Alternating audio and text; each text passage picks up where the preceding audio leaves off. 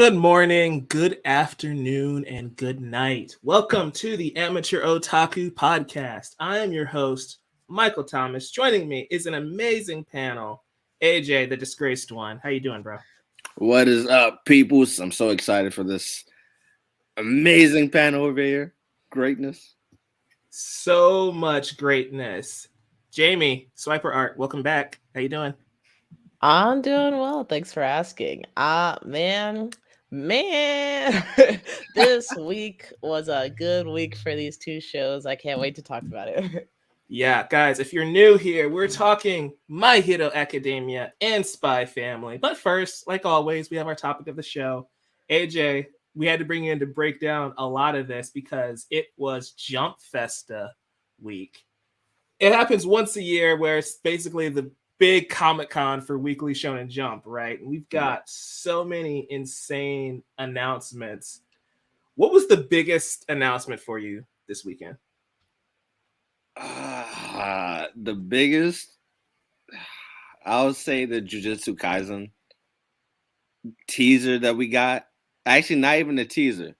I would say that the announcement of how many chapters they're adapting throughout the entire season. There's going to be a lot. There's going to be a lot of chapters they're adapting this, so it's really exciting for people who've read the manga and for people who haven't read the manga at the same time. So it's going to be a crazy year. It's going to be a crazy year. Yeah, so we got the announcement that Jujutsu Kaisen's coming back in July. So a fun thing we do when we're doing these episodes, we keep track of how many chapters it takes to make an episode, right? For My Hero Academia, it usually takes about 3 to 4 chapters to make a good episode. Mm-hmm. So how many episodes do you think we're going to get this season? Like the standard 25, or you think it's going to be more than that? It's July. It would be once a week. July, December. A lot is an understatement. Yeah, there's a lot. Let's say there's 4 weeks into a month. We have 5 months. So that's damn. It's a lot. We'll just leave it at that. We're looking at probably around 25 to 30, I'd say. And these chapters are like really fast paced. So these episodes are going to have a lot of content packed into one episode. So I can't wait. Jamie, do you watch Jujutsu Kaisen? Oh yeah. I'm not I enjoy it. I don't think it's as good as people have hyped it up to be, at least not so far. Which, I think people are really hyped about the fights and stuff. And I'm like, yeah, fights are cool, but make me emotional about it too. Which I think the movie actually achieved. I really enjoyed the movie, and I think they brought that more emotional story element that I was looking for. So I'm definitely excited to see season 2. They might be bringing me on to the train. I don't know. We'll see. I'm with you. For me, Jujutsu Kaisen 0 was the moment I fell in love with Jujutsu Kaisen, right? So if we can achieve that same... What was that? That's as it should be. Yeah, if we achieve that same level of storytelling going forward, I'm game. I like season 1, but I really love the movie. AJ, I know you're laughing in manga, but how hyped should we be for season 2? I think you guys will be very, very happy with this. If you guys loved movie 0, you guys are gonna love this arc. Actually, specifically, you're gonna love the first 4 episodes of this arc because it does dive. I don't want to spoil too much, but it does dive into a lot. I shouldn't. Damn. I know if you can't say anything, we would just take your word for it. It dives into a lot of Gojo's past, I should say, and it delivers a lot of the chemistry between Gojo and what's his name?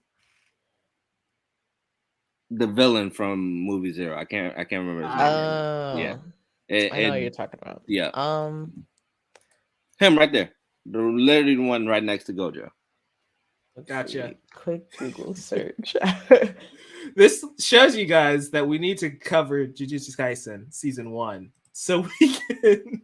I don't get a want to say refresh. I'm Kenjaku. terrible with people's names. Thank you, Geto. Yeah, Arkwender. Ghetto. I didn't want to say Yeah. Kenjaku because technically that is Kenjaku, but at the same time it's not Kenjaku. So I for some reason I couldn't remember Ghetto's name. But yeah, Ghetto. Also, thanks, Arkwender, for the comment here. Return of the King. Hell yeah. Indeed. Mappa is they're cooking a lot over there. Oh yeah. The whole kitchen's about to be on fire at this point. Yeah, it's gonna be amazing getting back into the world of Jujutsu Kaisen, especially like the movie did extremely well. So I'm sure we have a whole new batch of fans coming into this franchise for season 2. Oh yeah.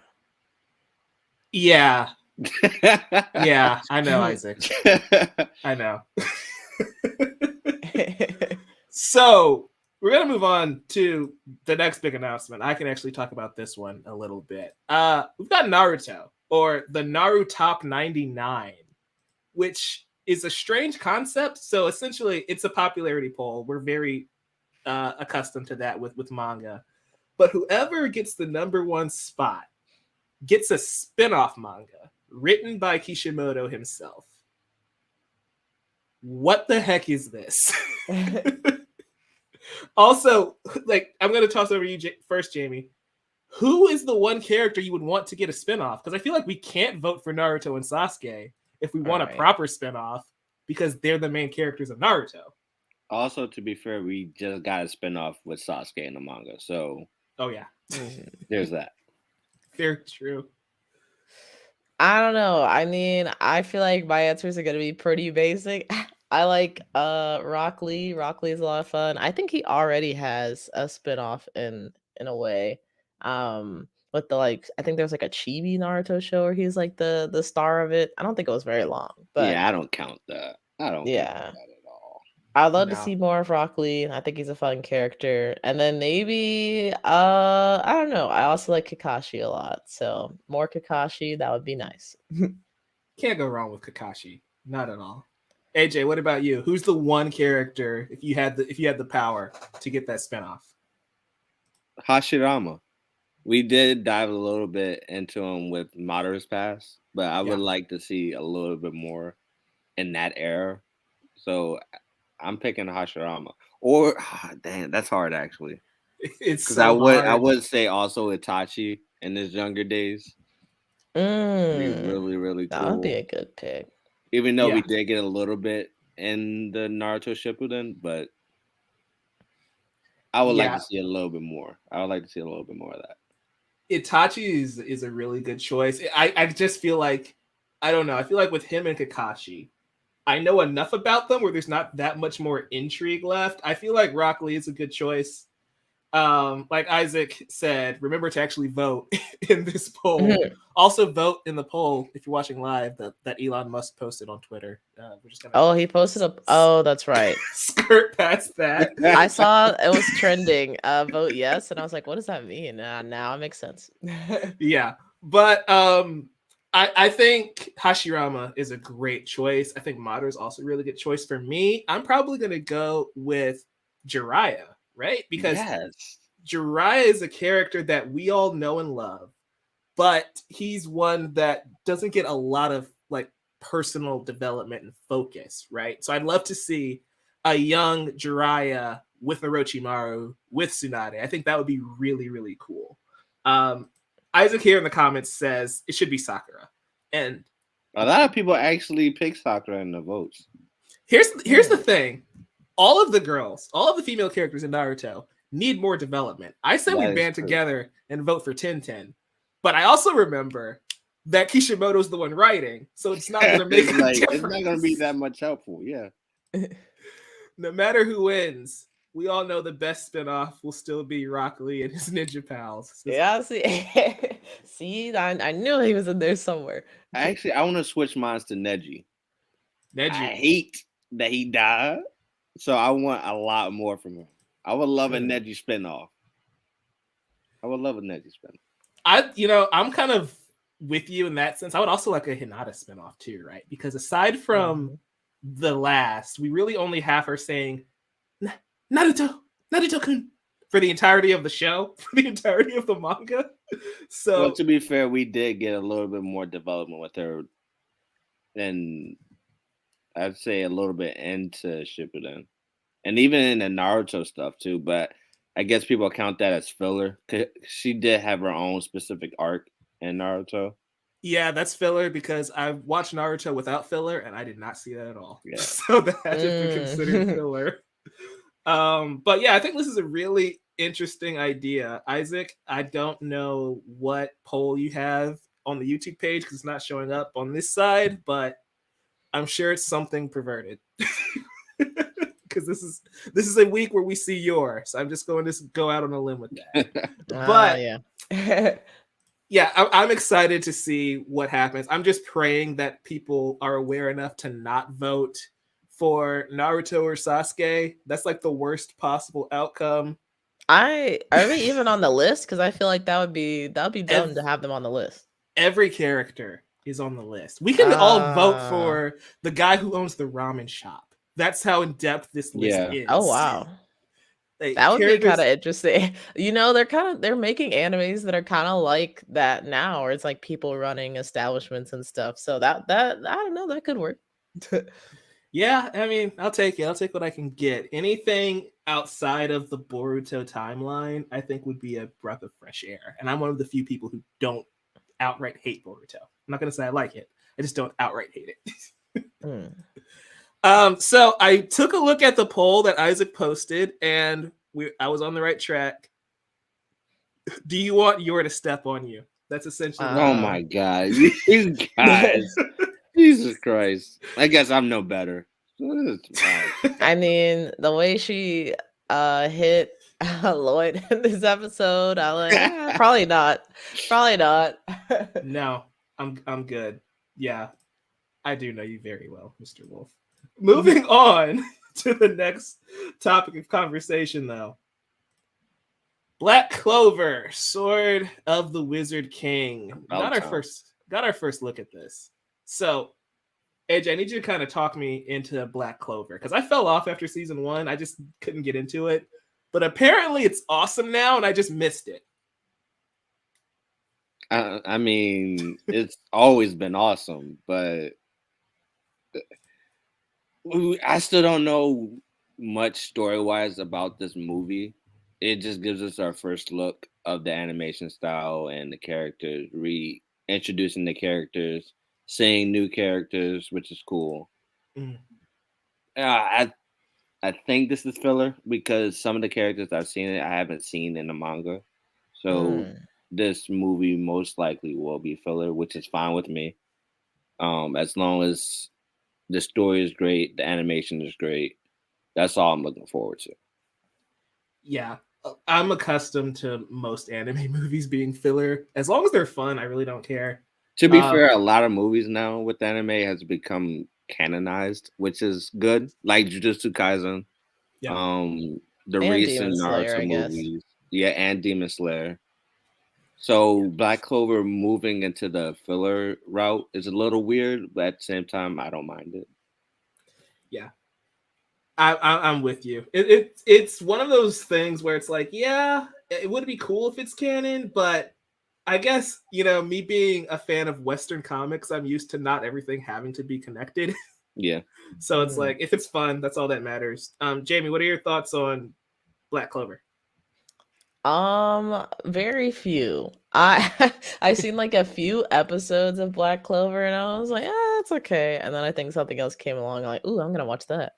So Black Clover has definitely been neglected for me. And I don't know. I just have to find the motivation to get back into it. And maybe this movie I don't know. People say it's really good. I'm like, maybe I'll hop back in. But as of now, I don't know very much about Black Clover. Yeah, I had the problem of running into Black Clover the same time I started watching The Promised Neverland. So I ended up choosing The Promised Neverland, and in hindsight, that was a big mistake. Great I first haven't. season. Yeah, I need to read the manga for season 2 because I heard season 2 animation or the anime was bad. So, which is so sad. So sad. It's depressing. I'm just gonna say it's depressing. I don't even read the manga, and it's depressing. That's how bad it was. I want to circle back right quick, because we got some first looks at some character designs in Jujutsu Kaisen season 2. I don't know what to make of them, but I wanted to give AJ the space to talk about them because he knows more than we do. You gonna show it, or I'll pull it up. Give me a second. I didn't have them on hand because I didn't know who the heck they were. So it's like, Oh, okay. I was like, we're looking at the same if you look on picture. Twitter, Jujutsu Kaisen has a account, and I think they show up on there. I've got it right here. I just need Okay. StreamYard to allow me to pull it in. 1 second. I think I probably also missed this, so this will be my first time seeing these as well. One is Gojo, and so it's like, we know Gojo, We love Gojo. but it's like We're gonna know Gojo. Oh, okay. enhance.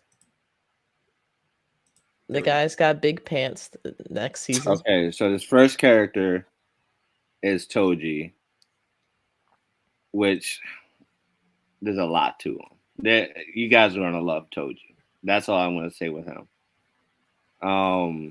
Obviously you got Gojo, and then you have Geto, Gojo's best friend. Mm-hmm. I can't remember the girl's name. Give me a second. Yeah, I think it's, I don't know Jujutsu Kaisen that well because I'm only going off of the movie in season 1, but it's kind of weird that none of the promos really focus on Yuchi Ichidori. Well, I feel like they want to keep that a little bit hidden. Okay. Especially since they want to familiarize everybody with these characters first, especially since they're going to be in the first part of the anime, and then they're going to start promoting the second part a little bit after. Okay. Which is fine. I see. I honestly wasn't too surprised that Yuji wasn't featured in some of this like promotion stuff more, just because it seems like after season 1, they've kind of taken a step back and are doing some more like world building and expanding upon different characters. So which is interesting because like you don't see that with a whole lot of anime. So I was honestly I'm cool with what they're doing right now. Yeah. I'm with you. He's not my favorite shonen MC either. Going off what I know about him, I'm giving him the benefit of the doubt. But I think it goes back to movie Zero and how much I fell in love with Yuta in that movie. And it's like that one movie made me prefer Yuta over Yuji. As Isaac says in the comments a little bit earlier, I'm hoping season 2 kind of rectifies that because that's kind of one of the weaker points for Jujutsu Kaisen for me. Depending how far they get into season 2, I doubt that you'll see Yuta. It may be in season 3. I don't know. We might get into the other part of the war in season 2, but we most likely won't. Should be October, interesting. June, July, October. I'm trying to map everything out in my head. While you figure that out, we're just gonna catch up on some of the comments. Okay. People, I want to spin off about Naruto. Bro, did you even look at the series name? Artwinder. That's probably the comment of the day, honestly. That's gonna be so. I hope Naruto they just default to the second choice and not even go with that. That would be so dumb. All I know about Black Clover is the main character is a pain in the ass, and there's more plot in it than the average shonen. Oh, I would say this. He does calm down a lot. Okay. He does calm down. He's still a little hyperactive, but he calms down a lot. He's like Midoriya a little bit from My Hero. He calms down a lot in his series as well, which is something I like because Midoriya was super annoying to me in My Hero. He was. Then I started Really? to grow and like him a little bit more. So I never would have put the two of them together, but now that you say that, like phrase it in that way, I guess Midoriya was kind of like I don't know if I would describe him as hyperactive, but he definitely had a he was lot a of nervous crybaby. energy. He was a Yeah, yeah, crybaby. He was yeah, very much a crybaby. There's no yeah, he disputing that was. fact. He I would say the difference between them first is Midoriya was a crybaby that he just he was loud in that sort, but Asta is just more of a like very loud person, which Mhm. I see that a lot of people do not really like. Yeah. But Yeah. he does calm. He calms down a little bit Okay. throughout the series. Got it. That's good to know. I'm gonna have to catch up. I'm pretty sure they said that the movie's gonna be on Netflix too, right? When it comes out. Yeah. So Oh, that's gonna be interesting. actually, I'm glad that Netflix has kind of Netflix and anime, man. They kind of ruined Stone Ocean for me, not gonna lie. So I'm a little disappointed with them right now, but I don't think they could do anything to mess up the movie, so that's good. Fingers crossed. Fingers crossed. So going into the comments section here, Arcwinder, what are the first three letters in Midoriya's name? There you go. I'm kidding. I love Deku, but yeah. Gojo, supposedly Jujutsu Kaisen's mangaka and Gojo's Japanese voice actor, are not a fan of the character of Gojo. That's a weird fact, Isaac. Did you also know? I have another one for you. Did you also know that the creator of Spy Family doesn't like Anya? Or the actual What? story of Spy Family. Is that true? Yeah, apparently. The only That's reason why he's crazy. doing Spy Family is to get some other works off the ground. He doesn't even care for the story of Spy Family. Oh my gosh. Wow. I mean, Speaking, if that's his garbage, I want to know what he's working on. right? I wouldn't say it's just garbage. It's that he doesn't really want to do it, but he still puts an effort into doing it. That's why the show and the series is still good. He still Yeah. puts in that effort. Perfect segue. Spy Family officially gets a season 2, but more importantly, it gets a movie coming out next year. Woo-woo. This is Bro. exciting. I don't know how I feel about this entirely. I'm gonna toss it over to you, Jamie, in a second, but there's been so much filler in this season already. Do I really want a Yes. filler movie? Oh gosh. What are your thoughts? I am I was kind of flabbergasted when you sent me this news earlier today. I was like, "Wait, really?" Because on the one hand, it's like, "Oh my gosh, like this episode or this week's episode, I'm like, yes, this is the Spy Family I've been missing. I love it." So to have the idea of like that kind of vibe and the story that they were trying to push in a movie, I'm like, that would be fantastic. But if it's just like some of the filler stuff, I'm like, yeah, I'll probably still enjoy the movie, but I'll come out wishing that, they tried to do something a little bit differently. So right now, and it's tough because there's only one episode left in the season, I believe. Right now, it's going to be I feel like a race to try and convince people that this movie is worth seeing, at least when it first comes out. I know like I'll go see it no matter what, but will I be a day one? That depends on what they're trying to do with this. All right, just hear me out on this. Just hear me out. What I don't think this movie is a filler. What I think this is going to be mostly about Lloyd's past, Mm. which is still in the manga, and then they're going to just segue it into season 2. Since Lloyd's past in the manga is only like a couple of chapters, so Oh. for them to just make that straight into a movie, I will really love, and then that way they can keep that canon, and then you can just segue it into season 2, which has also been announced, which is really fun. So that's what I'm saying. They could do that, but personally, I would say I wouldn't mind a filler.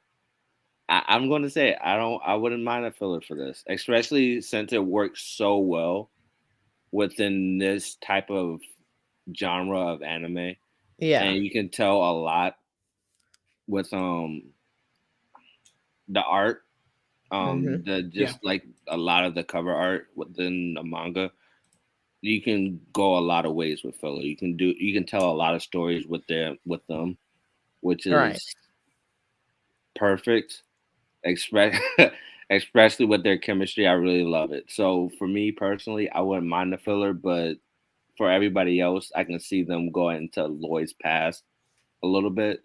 So that's something to think Yeah, we actually did get a hint of Lloyd's past, his about. Mhm. childhood, in this week's episode, I believe, or it could have been last week's. Yeah. One of the Yeah. two. This week's episode. But yeah, so it would be interesting to see them kind of dive deeper into that Yeah. because, like Jamie just said, we only have like one episode left. So the next time we actually really see them would be in that movie.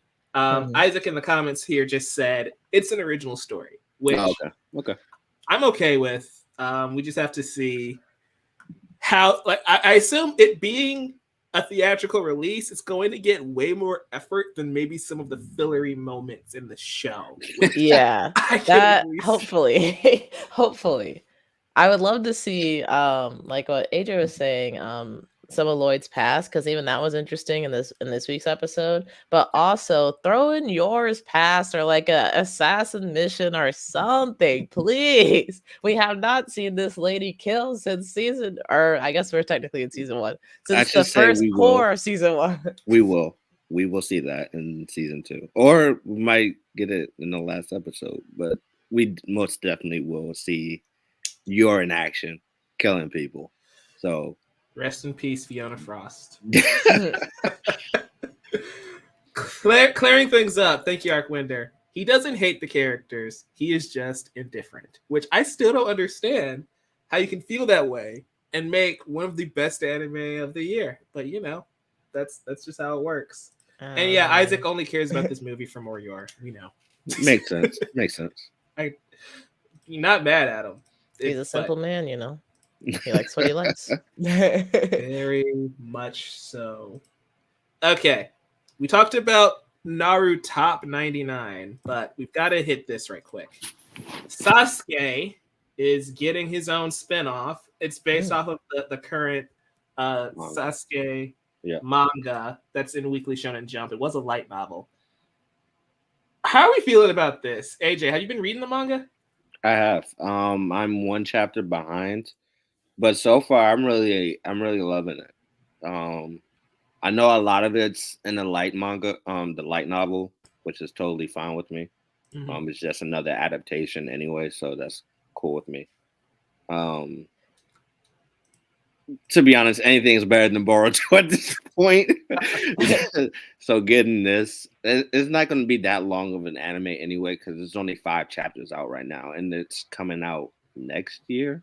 It's coming out on January 7th or 8th. So happy birthday to me. It's not going to be a long anime anyway. So just getting like a few episodes it works for me. It works for me. Yeah, it's probably just going to be a small arc in the Boruto series, which I don't know if you guys have been keeping up with Boruto. I do think it's funny how all of the major moments are still coming from the original Naruto characters. So it'll be fascinating to see how they pivot from Sasuke's story back to Boruto's story. But I feel like most people are going to check out once Sasuke's thing is done anyway, so it don't really matter. Jamie, what are your thoughts on Sasuke getting this spin-off series? Well, as someone who is not a watcher of Boruto, and like you just said, you know, a lot of the big moments have come from the original cast of Naruto. I don't think anybody's going to complain about this. And you know, as someone who loves the edge boy Sasuke himself, I think it's cool that, you know, we get to see a little bit more of him as an adult doing his own thing. So yeah, no complaints. Shout out to Sasuke fighting dinosaurs. That's all I gotta say. AJ, that arc is probably not going to happen until second half of season 2. Also, more your the better, Isaac. I mean, this is basically what I said. Yeah. Essentially. Arc Winter's talking, the Naruto cinematic universe. You know what? Yeah, why not? I love that. Yeah, I could do it. We've got Naruto. We've got Boruto. We're getting Sasuke. Kakashi had his own arc in Shippuden. Get Itachi a book. Get Jiraiya a book. Whatever. You know what? They could do Tales of the Hokage and just have an anthology. I mean, that's basically what they're doing. That's a good title right there. Yeah. And somehow people still read Boruto. Weird, right? It's almost like the big three never went away. No, don't speak this into existence, Isaac. He says, aren't Lionsgate developing a live action Naruto movie? No. Not at all. Let's hide that away. Don't remind them that they announced that like 8 years ago, because I think they forgot. That never happened. Nope, just like The Promised Neverland never got a season 2. Promise what? My heart literally stopped when reading that message. Yeah, Arcwinder, we all kind of skipped a beat there for a second.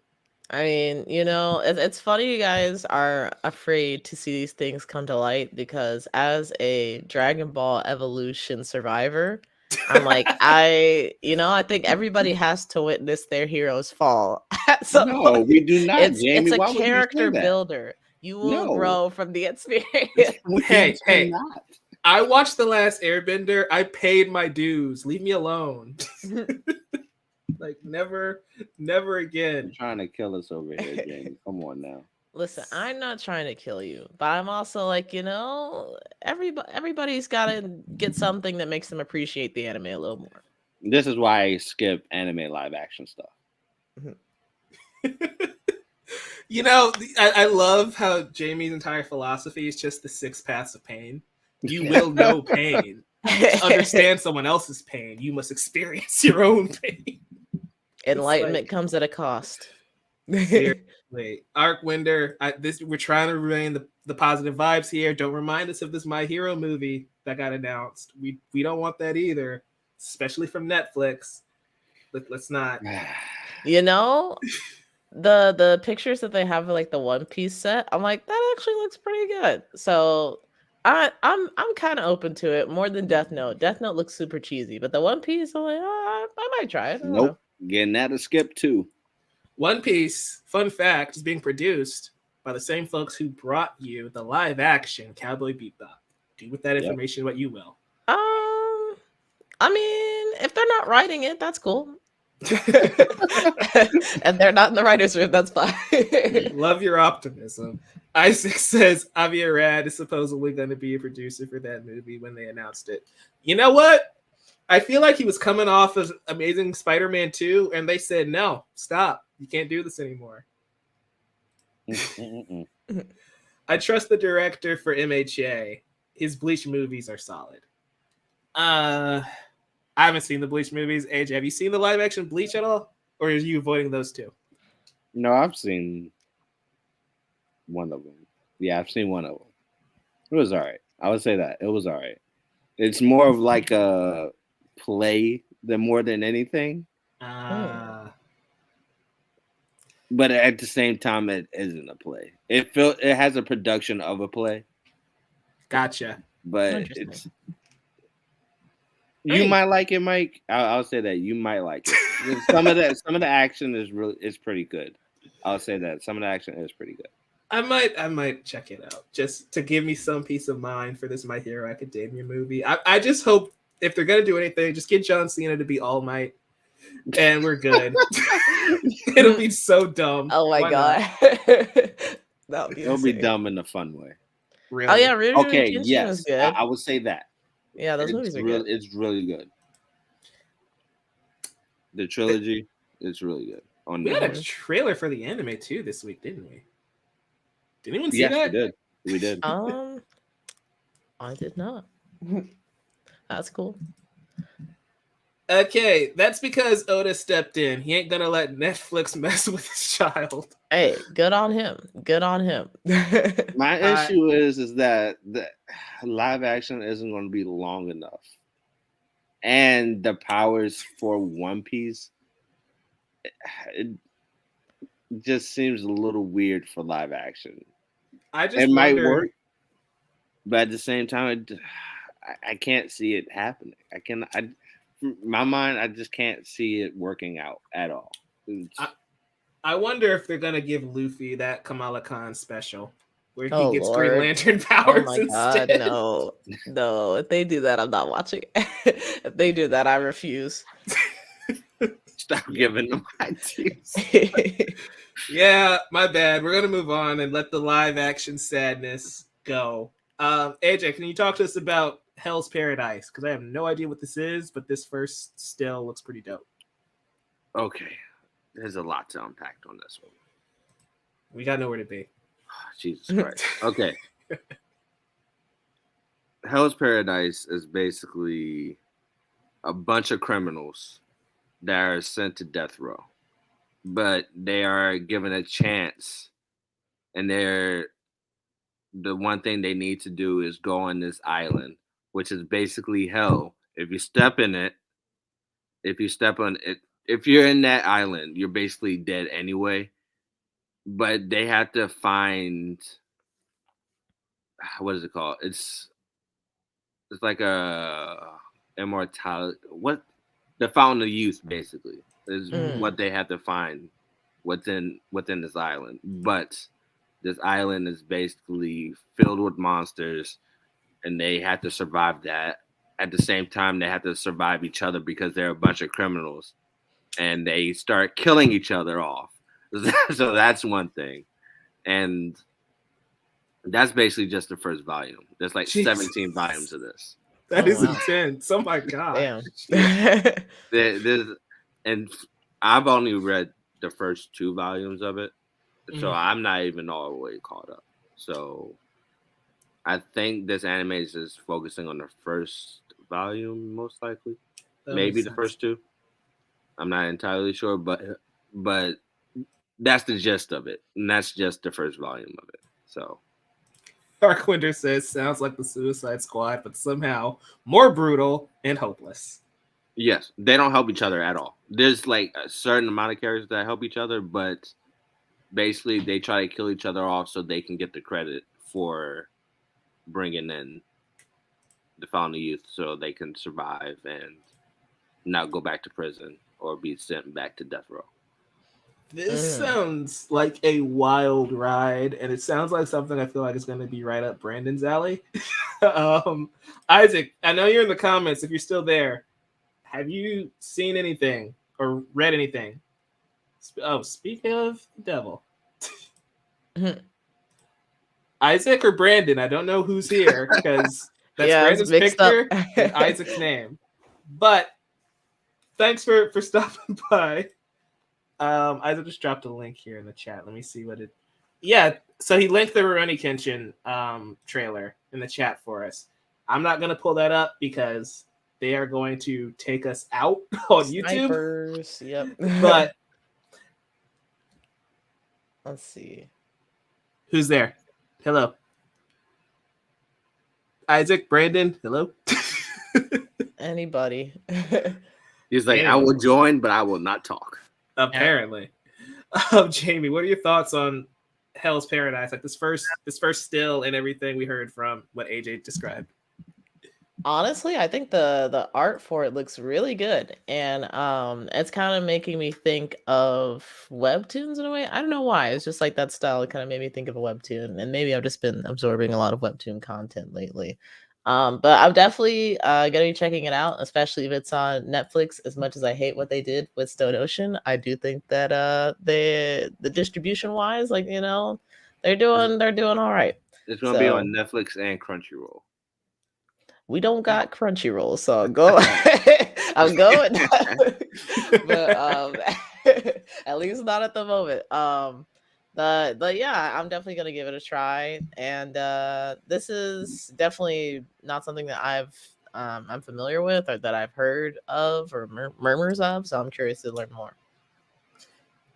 Yeah, I'm right there with you. I'm excited to see more from this. I want to know your guys' thoughts right quick. Isaac, if you're there, hi, welcome. I'm gonna join in, but I just felt fuck it. Let's join because I can't sleep anyway. So Hey, what are your thoughts on Hell's Paradise? sounds fascinating. Wait, is this a manga you haven't read? Yep. Oh my gosh, Oh. we stumped the mad duck. I want your guys' thoughts right quick on it going to Netflix. Hey, even I have my limits. I didn't know that. I'm just stunned, That's all. But I want your thoughts on this going to Netflix because we've had Bleach go to Disney Plus and Hulu. We have Black Clover's movie going to Netflix. We're starting to see some more players enter the realm of anime outside of just Crunchyroll, which took over Funimation too. Yep. Are you guys glad that it's kind of being spread around a little bit, or are you like, I kind of liked it when everything was all in one place? I guess I'll go first. I personally, I don't really like the changes that have happened since Crunchyroll's merger / takeover with Funimation. I think in some ways it's made it harder to consume anime, especially since I used VRV, which you wouldn't be able to watch like the newest episode of an anime that came out, but like after a week or two, like you would be able to watch it. Which I'm like, I think that seems I don't know how like cost efficient that is per se, but I was okay with that model, and I would wait like week to week, like, oh, new episode of My Hero came out, I'll catch it next week. And so to have to catch My Hero, Spy Family, Chainsaw Man on Hulu, and then go over to Netflix to catch like Hell's Paradise or like the Black Clover movie, and like it's very much like an internet, like people are lazy kind of thing, like having to switch apps. Oh my god. But it's, I don't know, just making it harder for people to enjoy like anime and like the shows that they want to watch. I don't think is ever a good thing, and hopefully in the future like Crunchyroll can work something out to where they can have it on their platform and on another platform. But yeah, right now it's a bit more challenging to watch things that I would like. I still haven't even watched freaking the soccer anime that people have been talking about, just because Blue Lock, just because of the way Crunchyroll has been trying to distribute things on VRV. So it's called football, not soccer. Isaac, we're American. It's called soccer here. Just get over it, bro. If the UK can call cookies biscuits, we can call football soccer. It's okay. Ooh, I've never heard it like that, but now I agree. I'm calling it soccer. So Arkwinter says, even the wisest men don't know everything. Yeah, that's true. It's just a shock. It's like when you find out your parents can't solve a math problem. You're like, what? I'm like, oh my god. AJ, what are your thoughts on the distribution between Hulu, Netflix, and Crunchy? Should be fair. I don't really mind it because Apple TV, you can have all of those services in one place. Yeah. So I'm completely fine with it. That's all. That's fair. Isaac, I know your thoughts on the rising monopoly of Crunchyroll. But before I toss it over to you, I'm just going to address Art Winter's comment here. The more challengers that are in the ring, the better. Forces everyone to try and one up each other and increase their business quality. Yeah. Which, yeah, this is true, but I mean, I guess that's more so happening now. But before, Crunchyroll was like literally the only, like the biggest distributor of anime. So now I think the things are being diversified, but I don't know if I necessarily like how things are being diversified. That's fair. Totally fair. Mr. Wolf, lay it on me. Well, Nathan said pretty much what I was gonna say anyway, so fair enough. Guys, was there anything else from Jump Festa 2023 that you want to talk about before we call this a segment and move on to MHA? Undead Unlock. I was just gonna say Undead Unlock. Come on. You started off then, Isaac. You started off. Well, how should I describe it without saying sort of like Chainsaw Man meets Deadpool on crack kind of style? Because it's sort of like there is a girl that is, she gives people unlock if they ever touch her. The more they touch her, the more unlock they get. And one day when she decides to end it all, she meets someone that can't die, hence the name Undead. And he wants to keep her around because he thinks he finally found his solution to die. And then they are going all around the world to, well, solve the problem of her unlocking him being unable to die, basically. And this is made by the same studio that made Soul Eater Fire Force, I believe. Oh, shoot. Oh, okay. I'm immediately hyped.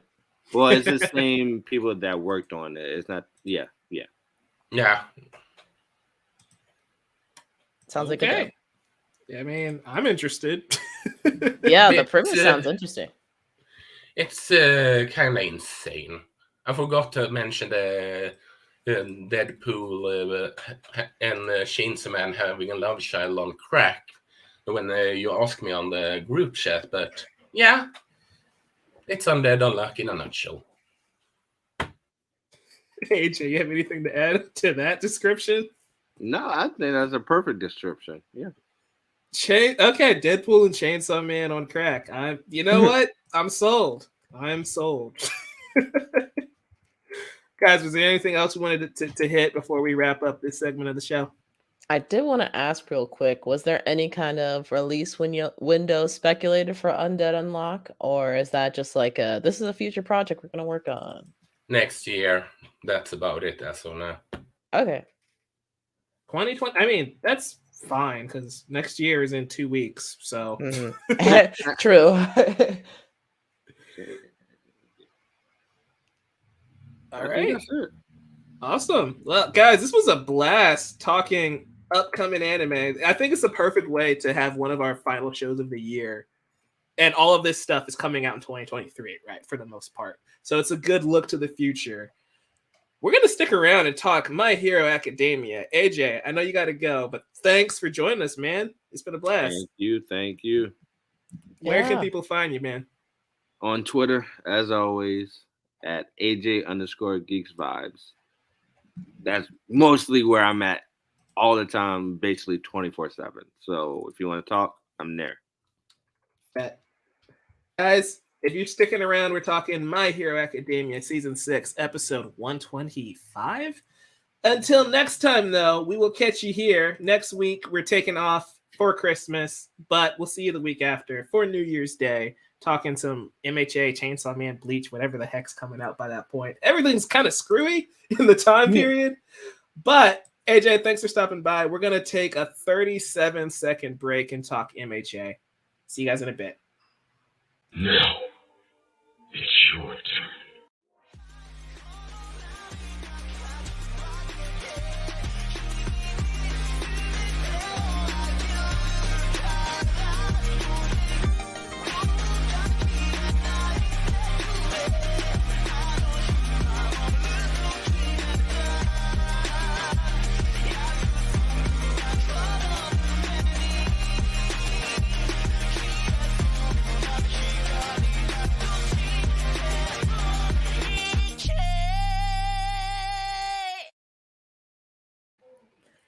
Fear not, citizens. Hope has arrived because we're back talking Boku no Hero Academia Season 6.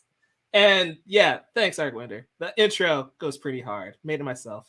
I'm kind of proud of it. But, you know, I think it's very fitting, the song that's playing in that intro for this episode. It's almost like I had foresight, like Sir Night Eye, right? Isaac, welcome back, bro. It's been a minute. How you doing, man? I have a cold, but outside of that, it's good. I'm glad you're at least doing okay with that cold. Jamie, it's been a couple weeks. Dobby showed up. How are you processing everything that has happened in these 2 episodes? I feel that every couple weeks I come back, my status report is that my brain has melted and is running out of my ears, and that just continues to be the case. Um, I feel like I should have seen some things coming that happened, but I just didn't, and then I was like, "Oh my god, how come I didn't see this?" So it's just a lot of shock, a lot of good anime. It's some good times. Very good times in a hopeless situation. We get to just, Isaac and I have been talking about My Hero Academia for a couple years now. Strange enough to say. And I have to say, Isaac, the best moments are when we have to address the hellish Todoroki family. I mean, there's a reason why we have said that they should get a spin-off at some point. In 10 years, when we get My Hero Academia 99, maybe Horikoshi will let us vote for Shoto. We'll see. But by the way, I need to ask you a question. Shoot. Do you know the difference between a good and bad joke? What is that, sir? Silence. Timing. Oh. So, speaking of timing, Dobby's Dance is episode 124. We're picking up where we left off a couple weeks back, right? So we had Midoriya and Shigaraki in the vestige space. And then we had Ochako versus Toga. And we kind of see the ramifications of that. But this episode specifically, it's just a curveball. It is the biggest curveball of all time, really, because out of nowhere, Dobby just says, all right, I'm just going to casually upload a YouTube video and destroy society as we know it. And to this day, this still might be one of my favorite moments in My Hero Academia, like just period, because of what happens here. Isaac, you weren't here last week, but I want your thoughts on this reveal, right, of Toya, Todoroki, and Dobby. I was here. But honestly, it's kind of funny that the most brutal and I burn in everything to the ground, I really don't care outside of Shiggy is basically doing a pacifistic measure to just to take down the society, if you really think about it. Yeah, he didn't have to cause an all-out war. He didn't have to go destroy the symbol of peace. He just said, I'm going to air out all of your dirty laundry because people think you're perfect. Yeah, which is kind of funny considering today's society, if you really think about it. Mm-hmm. Yeah. It's kind of fitting. Art Winder says in the comments, Dobby's twist, a twist that everyone saw coming, but still somehow an amazing moment. Yeah, it's true. Like, because the moment we see Dobby, I feel like I always assumed he was going to be Toya Todoroki. Jamie, what were your thoughts on this development? Did this come out of nowhere for you, or did you at least consider this as a possibility at any point? I feel like an earlier version of myself definitely would have caught on to this, but I barely remember these anime characters' names, let alone the seasons and seasons of things that happen. So I feel like at one point I did have this thought, and then it just immediately left because we kept the anime train rolling. So to see this all finally come back around, and for me to have been like all the signs are right there, and I just somehow didn't notice, that was pretty great. This it's twist of the year, in my opinion. Twist of the year. That was really good. So we're going to do a little bit of backtracking. We're going to go back to Dobby's first appearance in season 2 of My Hero Academia. And he introduces himself as Call Me Dobby. He didn't say, my name is Dobby. Season 3 of My Hero Academia. he knows Shoto by name. And you can say, well, the sports festival just happened. A lot of people know Shoto. But he's like, hey, good to see you again, Shoto. And he kind of just drops that line. Season 4 of My Hero Academia, he goes off against Endeavor, Miriko, and Hawks after that Nomu. And he's like, we'll meet again, Endeavor.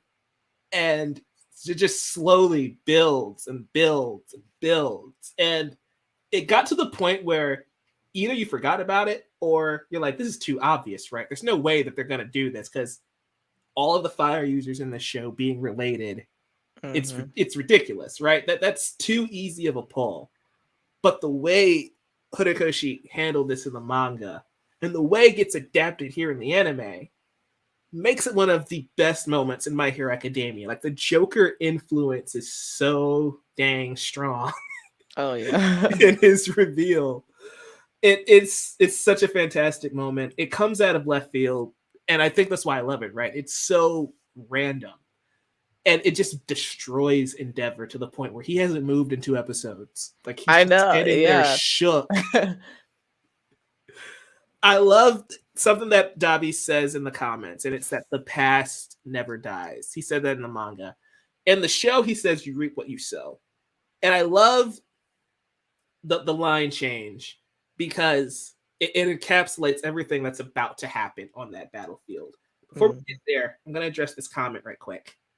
Dabi, quote, I saw this movie where a funny, unstable clown man danced down some stairs, so I'm going to steal his moves.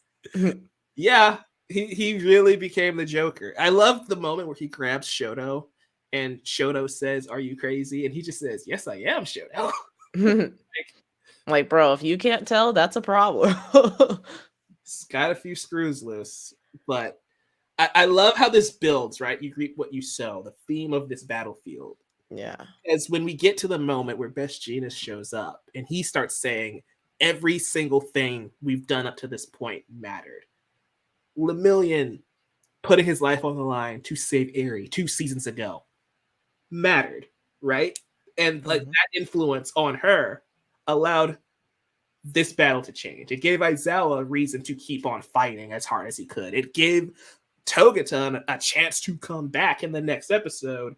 We'll get there in a sec, but I want to stick in episode 124 for a second because it's easy to jump to the next part. We still have to address everything that's happening with Himiko Toga and Ochako Uraka and Sue, but Toga's not allowed to call her that, which I think is funny.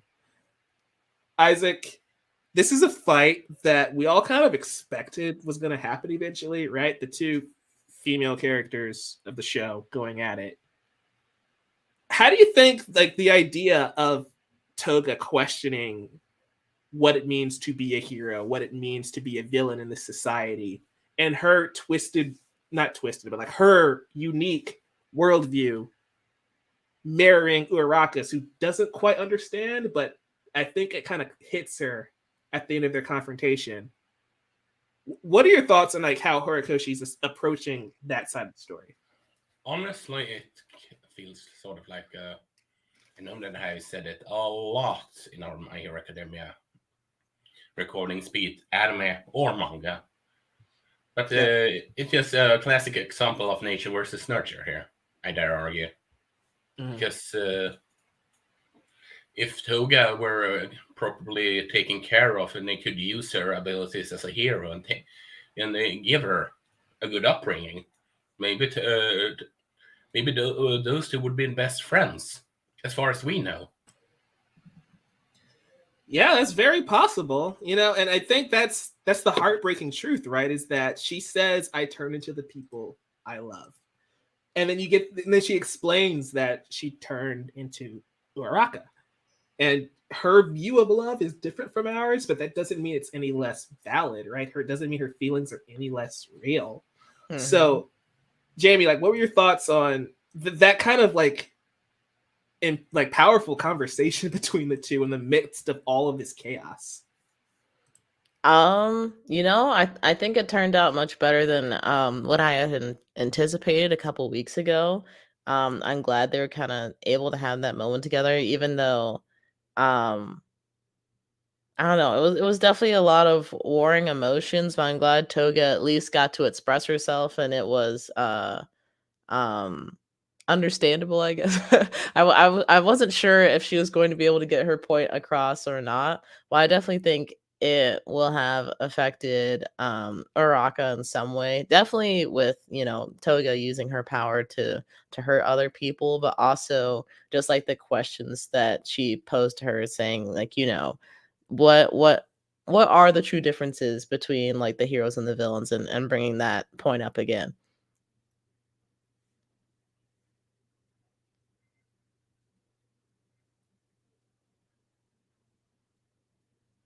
Oh. You are muted, Mike, in case you want to say something.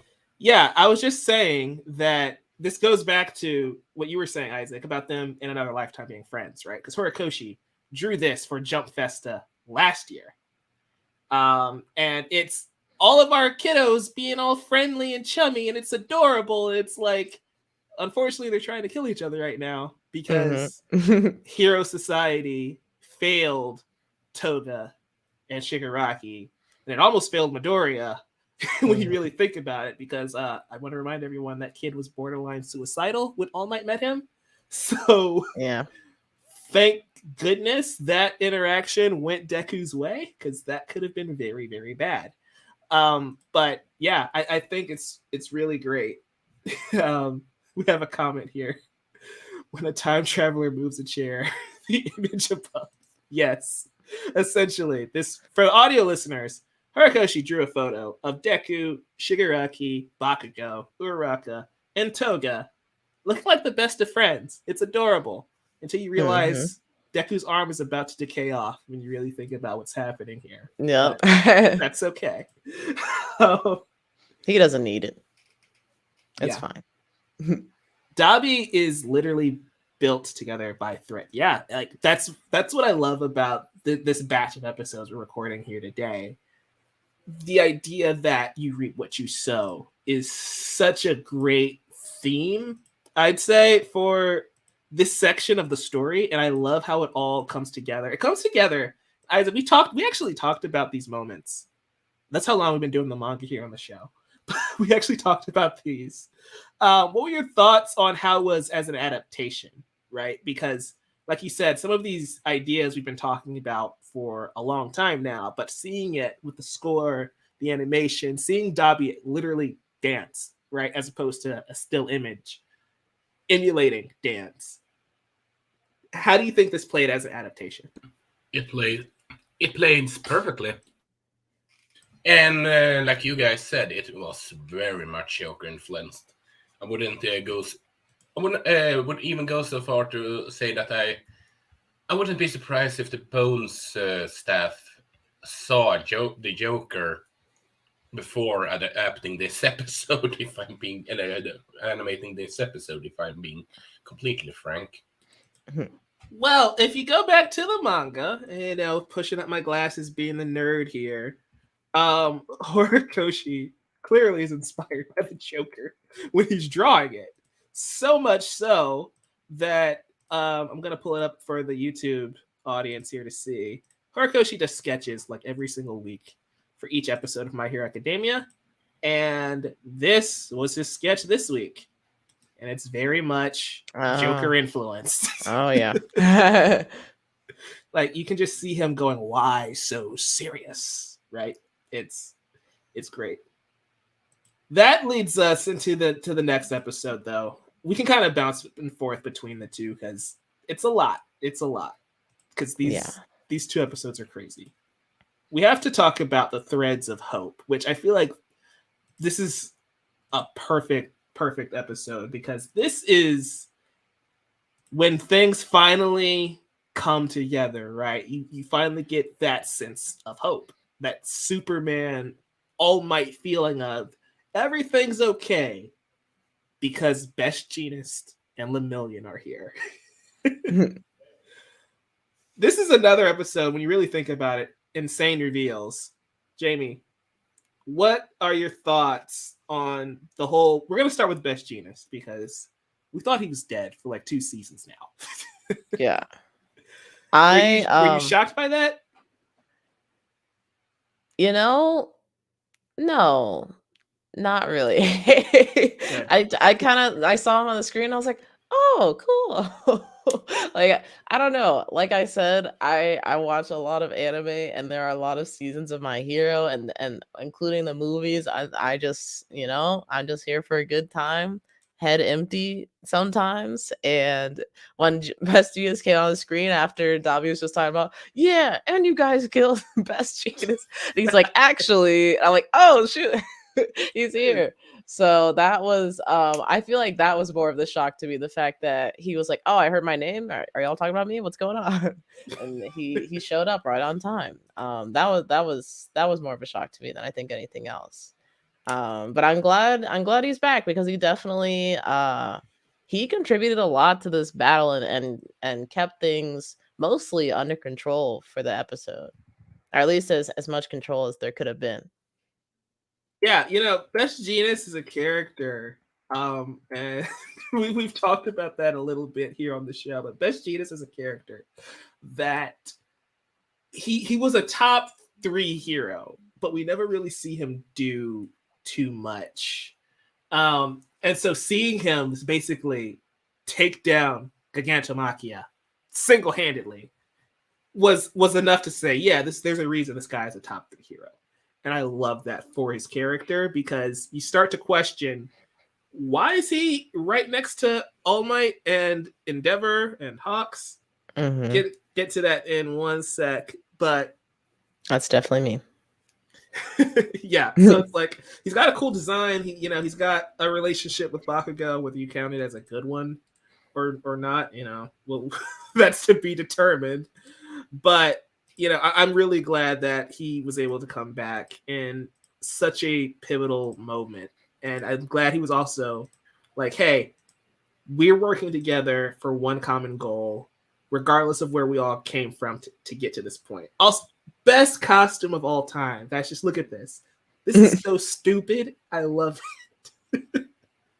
The belt buckle over the nose. It's insane. I want to address Art Winder's comment now.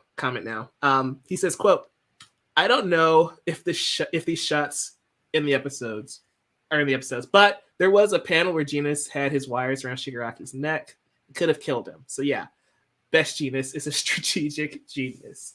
He is. One thing that I really dislike about both these episodes, they kind of spoil the reveals. Because in the previous episode, we see Best Genius in like the air carrier thing. Oh, with the previews? Yeah. Yeah, I stopped watching the previews. Well, not just the previews, like at the beginning of the episode, we see the wires and we see somebody in a jean outfit saying, we need to get there, we're running out of time. And it's like, they don't show his face, but I feel like a lot of people are gonna be like, who else wears jeans in this show? Because when you think about it, no one else wears jeans at all in this show. It has to be All Might, the American superhero. If All Might showed up to this battlefield, death flags everywhere. Like you're just like, he's not coming back. The master has to die. Especially Gran Torino, Bakugo, and Deku there. Ugh. Yeah. Glad that didn't happen. Isaac, I know it's kind of weird asking your thoughts because you've known about this for 2 years now. But what are your thoughts on like the reemergence of Best Genius? I mean, it's kind of obvious because not 100% obvious, but I had a hard time seeing Hawks truly kill him, if you catch my drift. That's fair. But we still don't have answers because Dubby says that was a real body in that bag, so someone died. It just wasn't Best Genius. That's the thing where it's like, yeah, okay. I know, but just maybe it was just a gut feeling, but it was a good, solid way to introduce him. That's for certain. Yeah. Or should I say reintroduce him? Mm-hmm. But the more hype part is Lemillion. Oh, We'll get to Fallout Boy in a second. I want to address this comment, though. Arkwender says, Gene's sales went down after baddies realized Genus could bound them. Yeah, that's, I could see that. Him being a top hero, and that he controls genes, probably makes you stop wearing jeans. I get it. I don't know. I think I had to become a hero after that. I wear jeans pretty much all the time, so I have to quit, you know? Or, just stop being a villain, Yeah, like I gave it a good run, y'all, but he's making the jeans, so I gotta be good now. So, on this episode of Chainsaw Man, power comes back, in this case of Lemillion. Guys, this might be the most hype moment of the season for me. Mirio Togata is one of my favorite characters in this entire series. It is so great to get that moment. And Isaac, they repaid the atrocity of season 5, where they gave him fight scenes this episode that didn't happen in the manga. I'm happy. I'm very much happy with that. But the character does deserve some extra love. He deserves all the love in the world. Addressing this comment right quick, still in Best Genus. If that body wasn't the real Genus, why wasn't Genus in the arc earlier to help the heroes? Yeah, that's a very good question. I think, I don't know, like we saw in this episode, like him really going to the extent that he did to keep everyone bound. Like he was like opening old wounds, I guess, or I don't know. He's not in the same shape that he used to be. So I think he literally, like, this was the day that the doctor's like, all right, you're good. Just don't do anything crazy. And he's like, all right, I'm going out there. I'm going to the battlefield right now. So he probably wasn't ready yet. I want everybody to remember that he literally had a hole in his gut last time he was on the battlefield fighting All for One. So I totally get, he's coughing up blood. He's not that. I mean, he stopped Gantomachia, so I'm not going to say he's not useful, but it was probably best for him to be the trump card, right? To be the last resort. Same with Lemillion. Lemillion technically should have been here sooner, but they were probably the last resort. Come in when you are absolutely needed. Only Togata got here a little bit sooner. He could have caught another quirk erasing bullet to save Aizawa. Oh man. I was kind of thinking to myself, I'm like, oh damn, they reversed it. Maybe he didn't need to cut off his leg. But maybe they put it on ice. Maybe they can reattach it. I don't know. He definitely needed to cut off his leg just for, Shigaraki. Yeah. Gonna touch the ground, decay everybody. So still worth it. But it's great seeing Eri get that much needed training, right? Like they quietly set this up in the background when you really think about it, because last season, Eraserhead does have a throwaway line of Eri starts her training today, and you just don't think about it that much until it's oh, she trained off screen. Cool. I want your thoughts on this, Jamie, though, because a lot of stuff this season technically has been happening off screen, and I don't necessarily know how I feel about it. Best Janus is alive off screen. Togata gets his quirk back off screen. Deku masters float off screen. Are you cool with that? In the nature of the story, are you okay with that, or is that kind of irritating at all? As someone who's purely anime only, I feel like it's working just because everything that's happening, for lack of better words, it's not drawn out, but this event has extended multiple episodes, right?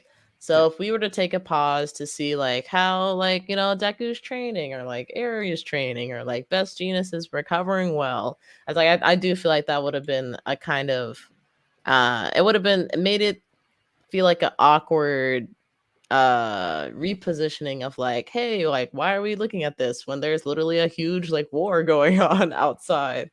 So I can't fault them for kind of having these things happen off screen. I think if it was something that we just had absolutely no information on, I probably would have been a little bit more upset. But to see that Best Genus is back,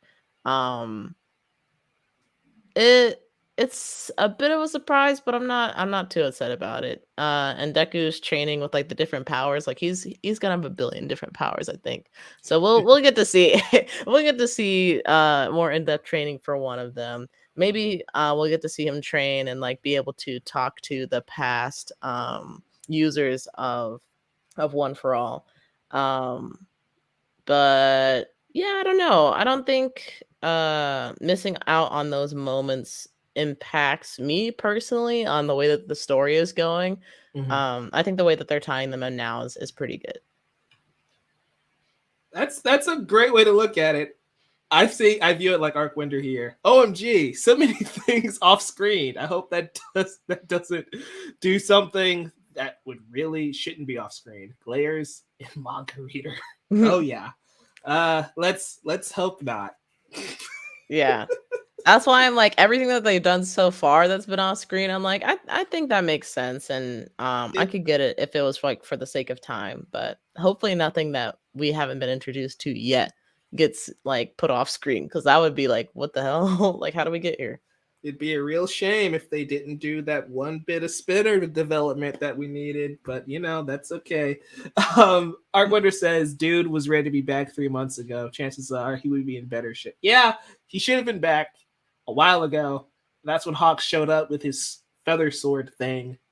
I agree. I don't know. Maybe it was just the element of surprise. It feels like, I'm going to tell you what it really feels like. We needed Dobby to get crunched with his little YouTube video, but the only person who knew that is the author of the manga. So Horikoshi had to find out a way to keep Best Jeanist out of the battlefield so we can crunch him in real time. That's just what it was.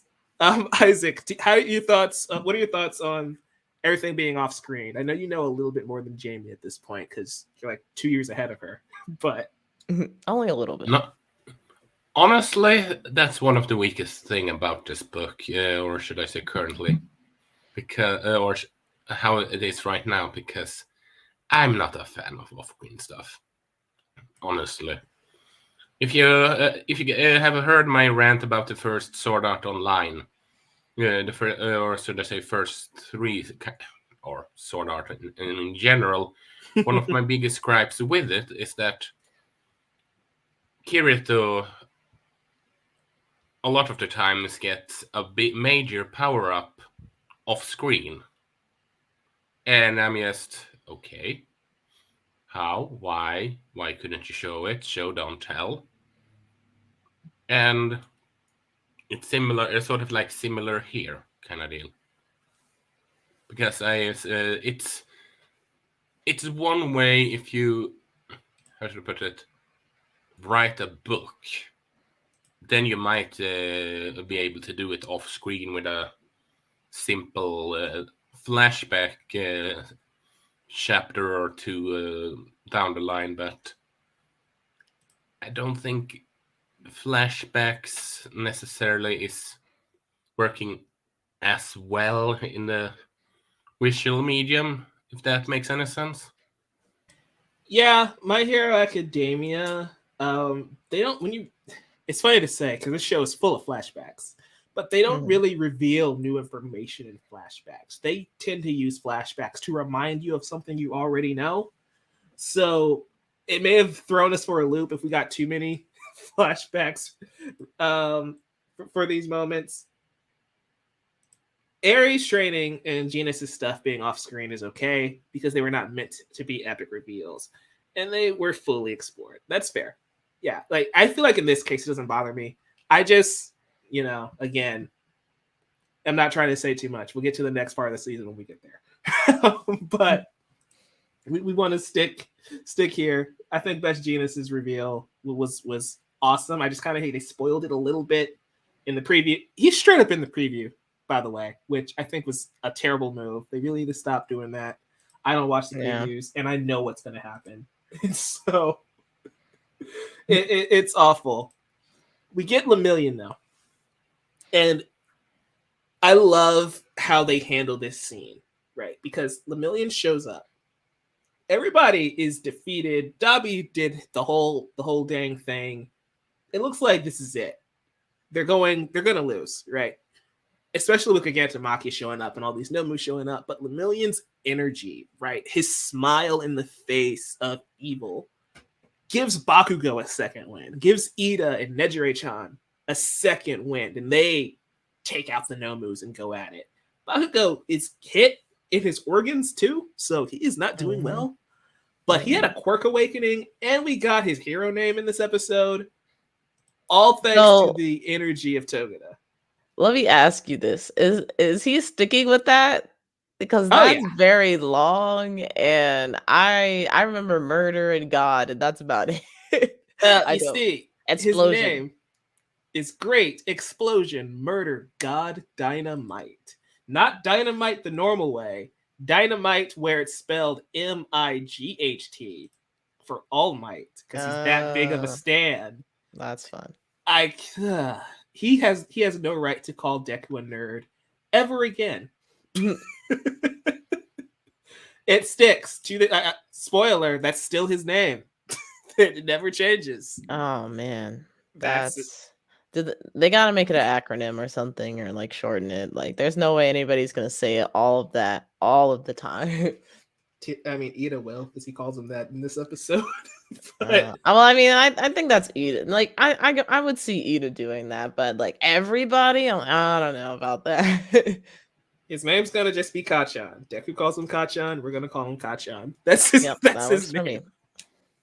So yeah, but like I love how Lemillion's energy spreads, and I think it's funny and kind of heartbreaking in the same way, right? Because that's what Sir Night Eye said, and he's like, he should have one for all, because like you All Might, he inspires others.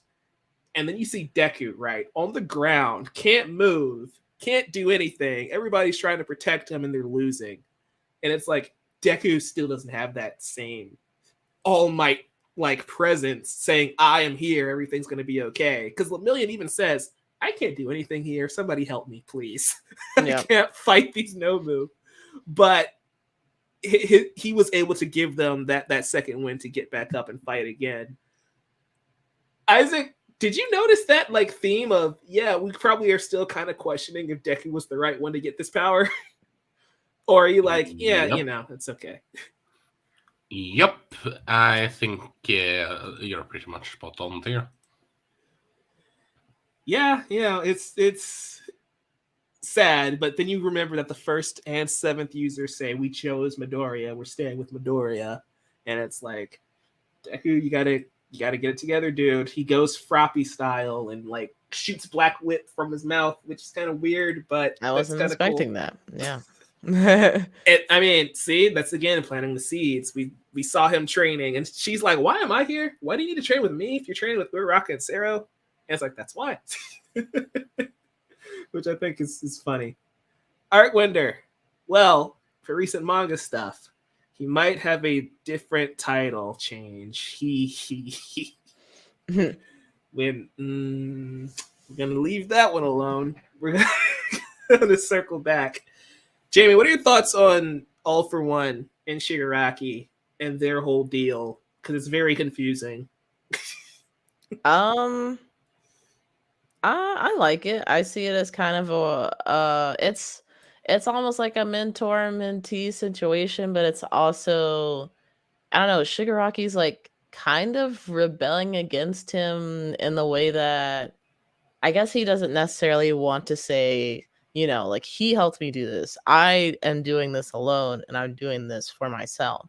Which in turn, All for One's like, but you don't realize you're still falling into my trap because you're doing what I want you to do. So I don't know. It's a very interesting relationship, and I'm curious to see, like, I guess just how it develops in the future. Because at least as far as my memory goes, I haven't really seen them interact in the ways that they've interacted this season. So, and he was a problem. He was a problem for most of the season, up until like the last couple episodes. So I don't know. It's so interesting because they refuse to like kill these villains, and obviously, you know, they're gonna leave with their tail between their legs and come back and try again. but that's always when things get like infinitely worse. So I don't know. It's very interesting what they're doing with both those characters right now. The relationship between Shigaraki and All for One is so weird to me because, again, I probably just have Naruto in the brain, but this series gets compared to Naruto so much. Do we really want to go the Sasuke Orochimaru route with our villains? No. No. Yeah. It feels like, I don't know, it's just very strange because we spent all last season building up Shigaraki, right? Showing us his backstory just for All for One, and it's not even explained well because All for One is in prison. Like, at least the other One for All users are deceased, so it's like their spirit lives in Deku. Are there two All for Ones? I don't understand it. To this day, I still don't understand it. I don't know. I think it's kind of the idea of like All for One living in Shiggy's head rent free, but also, I don't know. I think they also have like some kind of a special connection where he can like talk with him and influence him in some ways. And maybe it's just like the way that that's being visualized is slightly confusing, which I do agree is like a little like kind of makes you wonder what's happening at times. But I don't know. I think like, yeah, they have been building him up, but I don't necessarily think that All for One's influence, at least in my opinion, I don't think All for One's influence has necessarily erased like the motivations that Shigaraki has and that the stuff that he has been able to accomplish in this season.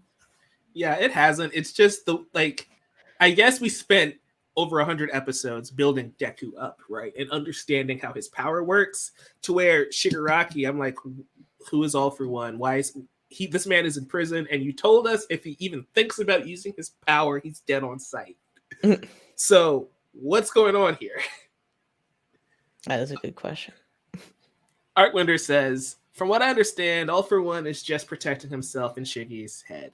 Besides, it's not like he has much to do where he is right now. That's very fair. He's just sitting, grinning, tied up in prison like he has been for the last 3 seasons. Yeah. Isaac, question. Shoot. So we're getting towards the end of this battle, right? And we know there's only like, what, 1 or 2 episodes left in this core?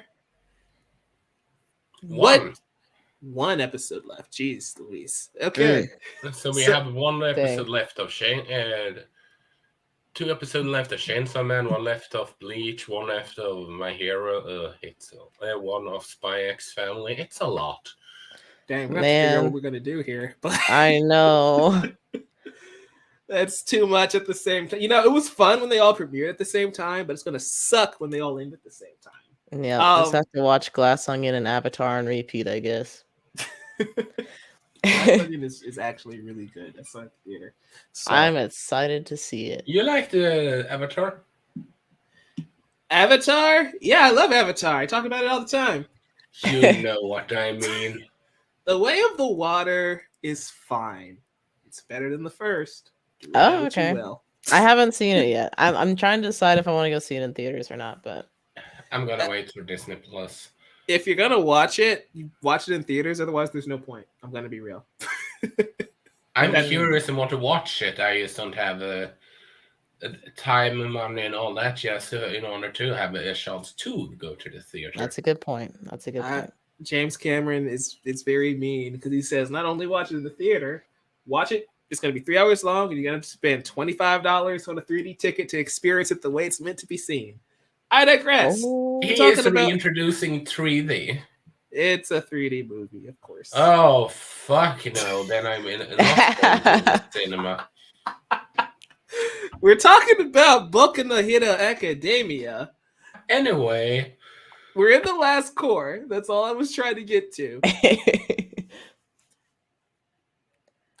It's going to be fascinating to see what the next episode, because, you know, My Hero is blessed to have 2 cores a season, right? So we're going to go straight into the next core after this, after a small holiday break. But I guess I'll start with you, Jamie. What do you think that you're going to get a satisfying conclusion from this part of the story? Because it feels like it's winding down, but it also feels like Best Jeanist and Lemillion show up, and then Compress has something up his sleeve. Where is this going to go from here? Type of deal. I honestly I couldn't tell you. It's Fair. it's weird with these like core splits, I guess, because they could in theory wrap this up and then move on to like maybe some like we're hanging out, it's the holidays, and then something happens there.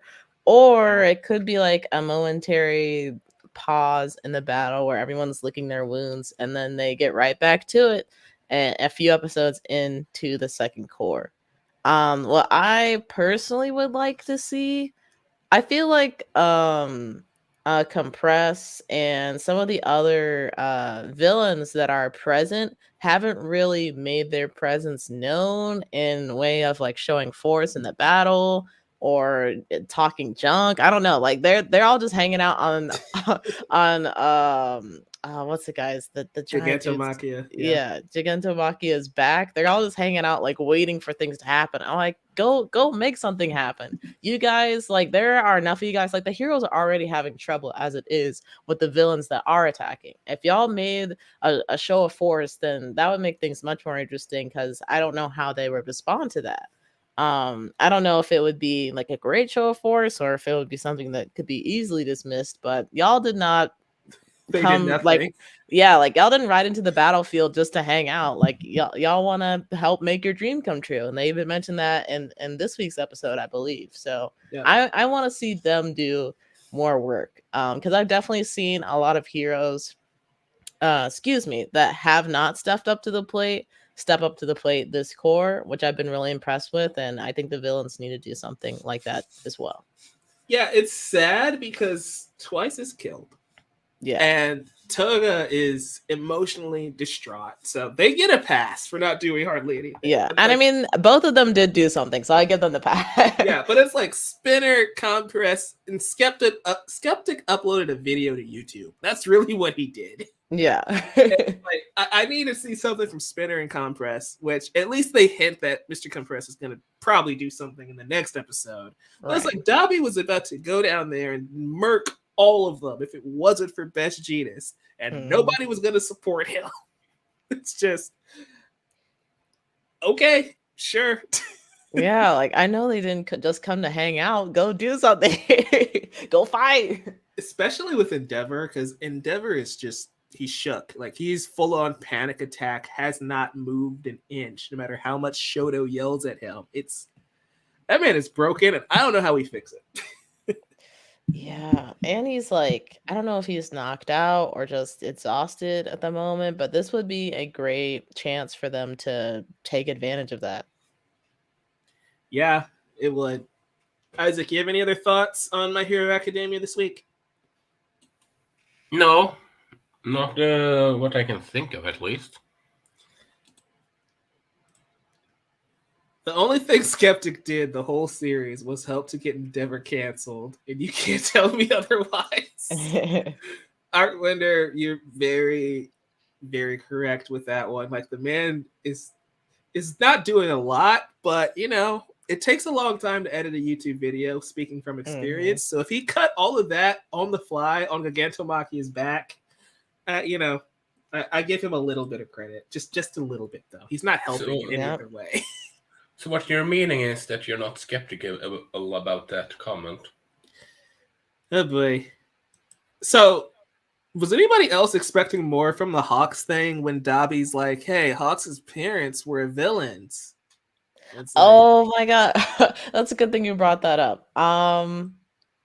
Okay. I don't know. It's like so much going on that I guess I won't say it was easy to overlook, but it's just like there's so much going on. We have to revisit this at another point in time. But I definitely want to hear more about that for sure. I definitely want to hear more about that.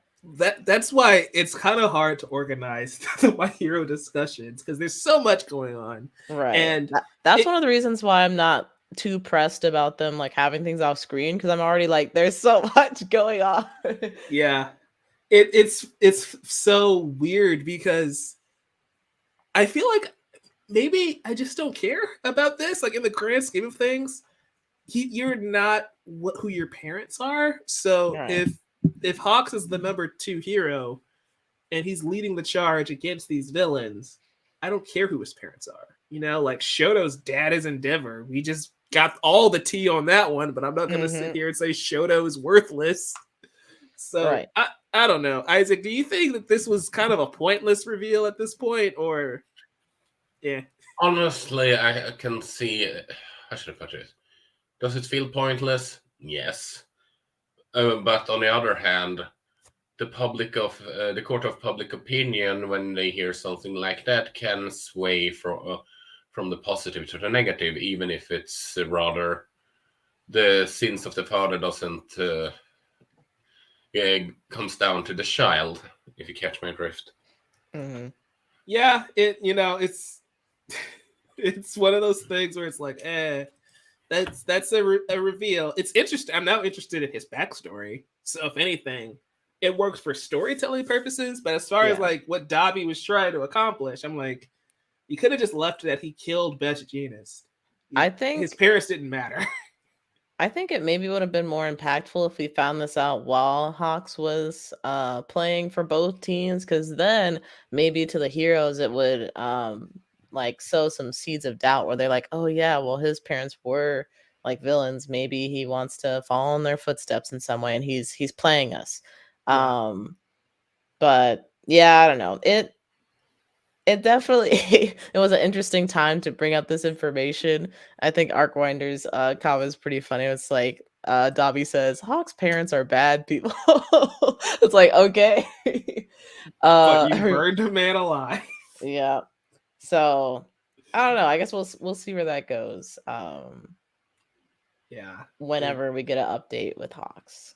Well, you gotta make sure Hawks is alive first of all, because they've panned to too many. Right. They panned to too many people lying there dead. Like seriously. Yeah. I don't know. And like we have 2 of the big 3 here, and it's like, does anybody want to check on Sun Eater? Where's my boy Amajiki? I gotta make sure he's okay, because last time we saw he got ran over by Gigantomaki. So it's like, but I'm glad to wrap this up. I'm glad that the kids were able to slow Makia down. Even though it felt like it was a failure at first, but I'm glad. Oh my gosh, yeah. I completely forgot that they even did that. So when he fell down, I'm like, wow, that was like a really good hit, Endeavor. And they're like, oh yeah, the anesthetic. I'm like, oh yeah. He traveled. It paid off. Eventually it paid off. And back to the main theme, the threads of hope, right? Like they eventually all came together, just like this convoluted story. Yes. Mike, is Sun Eater safe? Is he all right? Yes, that's how I feel. I feel like Vader looking for Padme. It's like, where's my boy? We already know he's a scaredy cat. We got to make sure he's good. That's all I got to say. We can say that he would be over the moon with joy if he heard that he was safe.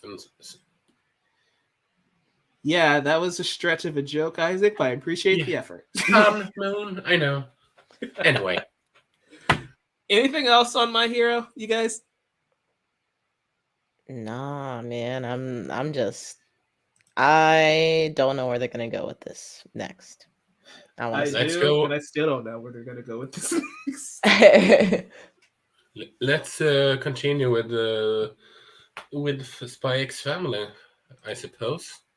Yeah, well, guys, if you're listening and you're not caught up on Spy Family, this is your time to drop off. Otherwise, happy holidays. We're taking Christmas off, but we'll see you guys the following week. For those of you staying for Spy Family, we're going to take a 60-second break, and we'll be right back. Go Beyond, Plus Ultra. Hey,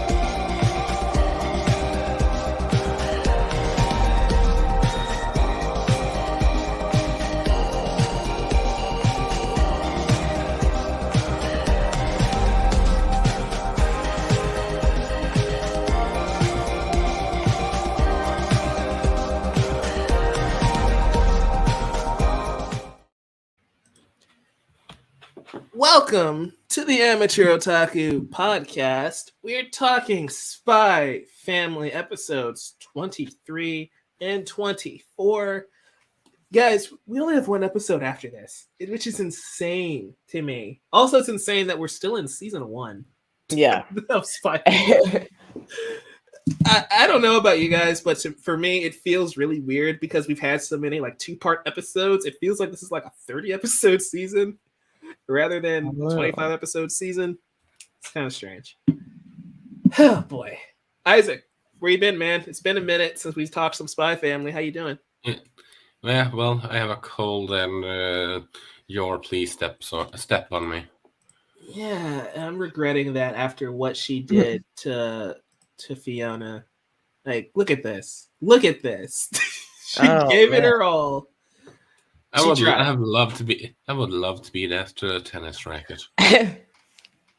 But it's indirect contact, Isaac. That's just the ball that touched it, not Yor herself. Yeah, fair point. Well, Yor touched the ball, and then the ball touched the rack. You know? Okay, let's change that. Would love to be that ball. There you go. Okay, sure, whatever. The unwavering path. We're catching up with Twilight and Nightfall, and they're in the ultimate tennis match. We kind of left them off in a weird spot before because they're going against the kiddos, and they have all the tricks up their sleeve. The court's doing crazy crap. This looks like essentially Mario Tennis, right? That's the level of absurdity we've reached with this episode. It's me, Mario. Yeah, we're following up on that one in an episode that's not a 2-parter for once. Can you believe it? I know, it's been a while. It feels. It's been 84 years, to quote the James Cameron epic. Topical for this week, right? Jamie, what are your thoughts on how this all played out? We got to the end of the ultimate tennis match. You know, I actually had a lot of fun with these 2 episodes with the tennis match, tennis tournament. And I thought it was kind of clever how they brought some of their spy skills to the spotlight with, them trying to play dirty, both with the rackets, doing things that rackets should not do. And also with them like waiting in the break room and then like kind of putting in this, I guess, numbing gas. Them having to work around that on top of also just the tennis court changing constantly, and then the snipers at the end, if that wasn't enough. So that was really interesting to see them overcome all of these things. And overall, I had a lot of fun with it. It's probably one of the more fun. I guess it's not really filler, actually. It's like one of the mainline, I guess, episodes. Will we say that? I don't know. Yeah. Either way, I had fun with it. Isaac, you said that both of these episodes were all canon, right? No filler whatsoever. Yep. Okay. Let me double check here. This episode is continuing with chapter 33 and chapter 34, and it's all canon. Yes. You love to see it, and that's when you kind of notice that it's a really high quality episode because it's all canon, one continuous story. I'm glad you mentioned all of the crap that they threw at these two, right? Like the sniper in the vent is so funny, and I love that Twilight is just like, I expected something like this to happen, so I wore a bulletproof vest. Yeah. Like, of course you did, Twilight. You're so cool. You're so cool. So it was so absurd. It's sort of like, what is the thing Dr. Eggman says in the first movie? I didn't expect that to happen, but I did expect that I wouldn't expect something to happen. So I guess that I expected this to happen, or it's paraphrasing, but I think you guys know what line I'm talking about. Yeah. It's big brain to the max, and that's what these are the moments that I love with Twilight, right? Just like the absolute insane spy stuff is my jam. Like even the painting, right? Them decoding, like we realized that it wasn't the frame, it was the picture inside. So we swapped it out. And it's like, that's so nerdy. That is so Inspector Gadget type level nonsense. And I love it. I want your thoughts, Jamie, on Nightfall, Fiona Frost, because we had some thoughts when she was first introduced. But after spending some time with her, how are you feeling about this character, especially her challenge to Yor at the end of this one? I really like her. I think she poses like an interesting challenge to both Yor and Twilight or Loid, just by challenging their relationship, but also by trying to in some ways prove herself to Loid, but also show that like romantically she can step up to the plate as well, which is pretty funny. And it's like it just makes sense because as some of the aunties, I guess, in this week's episode have said, like, oh, he's such an attractive man, women are probably falling to his feet, which we never really get to see. And so I guess Fiona kind of fits that bill, even though like she's also a spy that's working with him.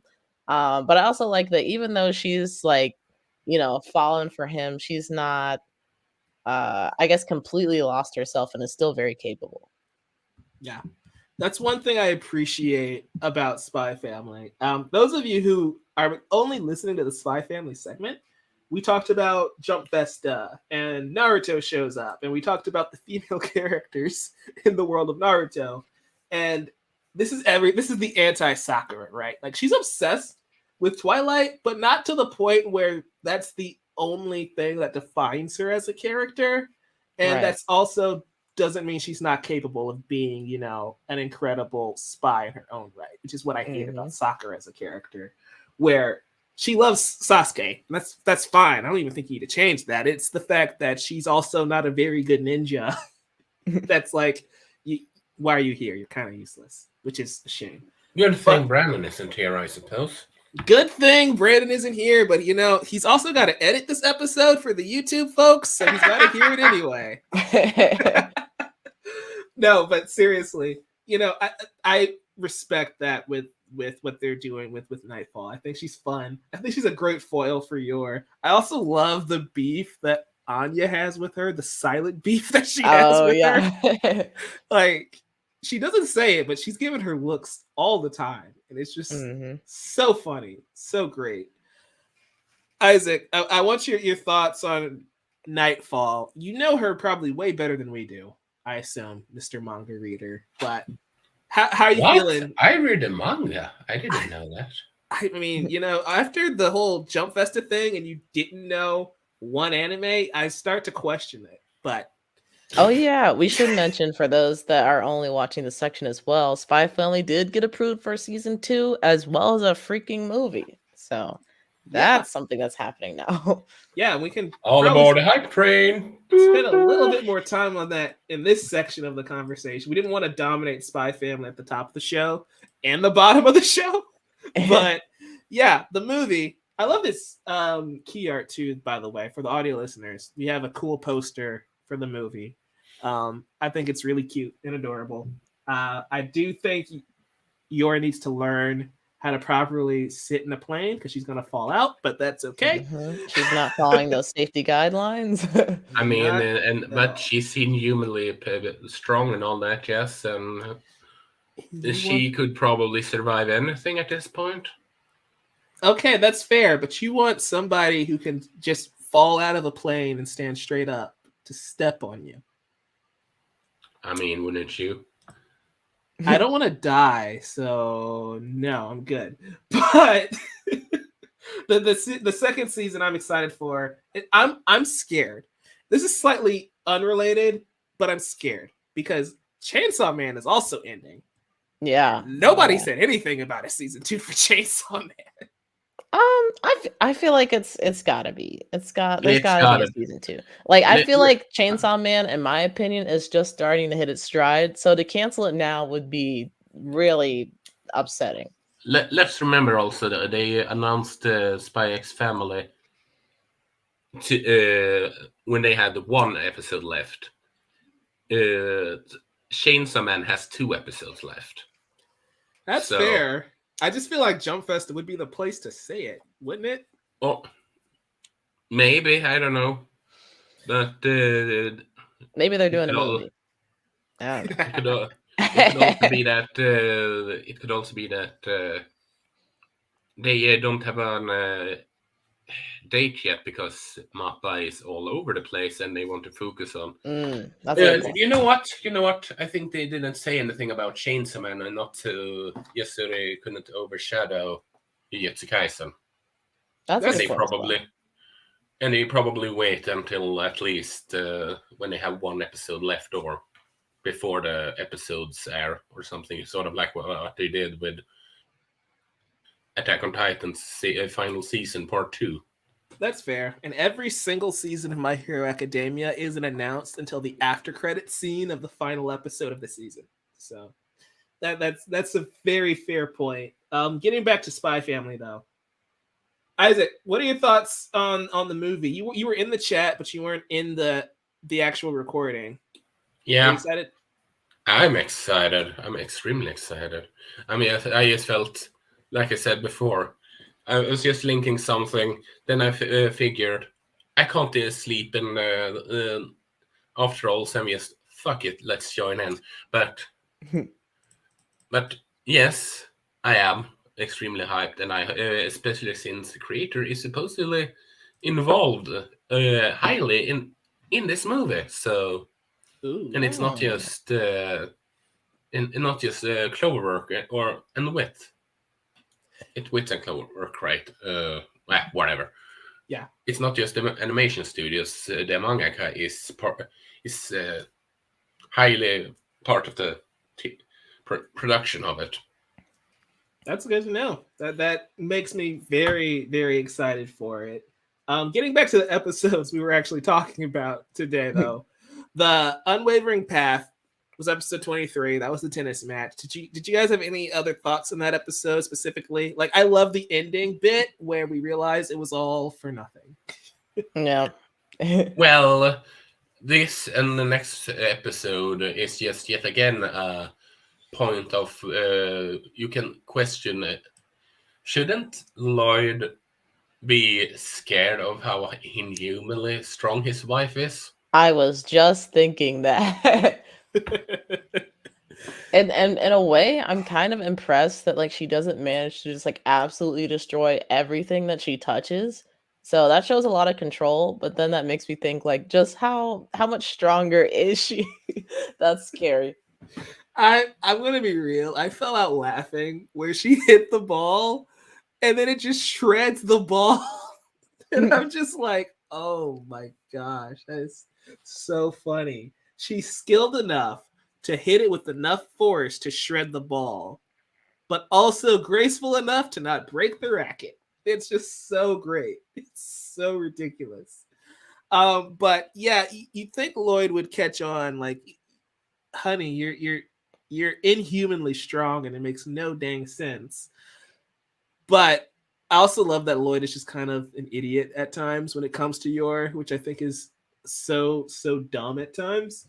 Because remember, he literally fought her and she almost killed him. And he's just like, self-defense classes, huh? It's like, okay, buddy. Okay.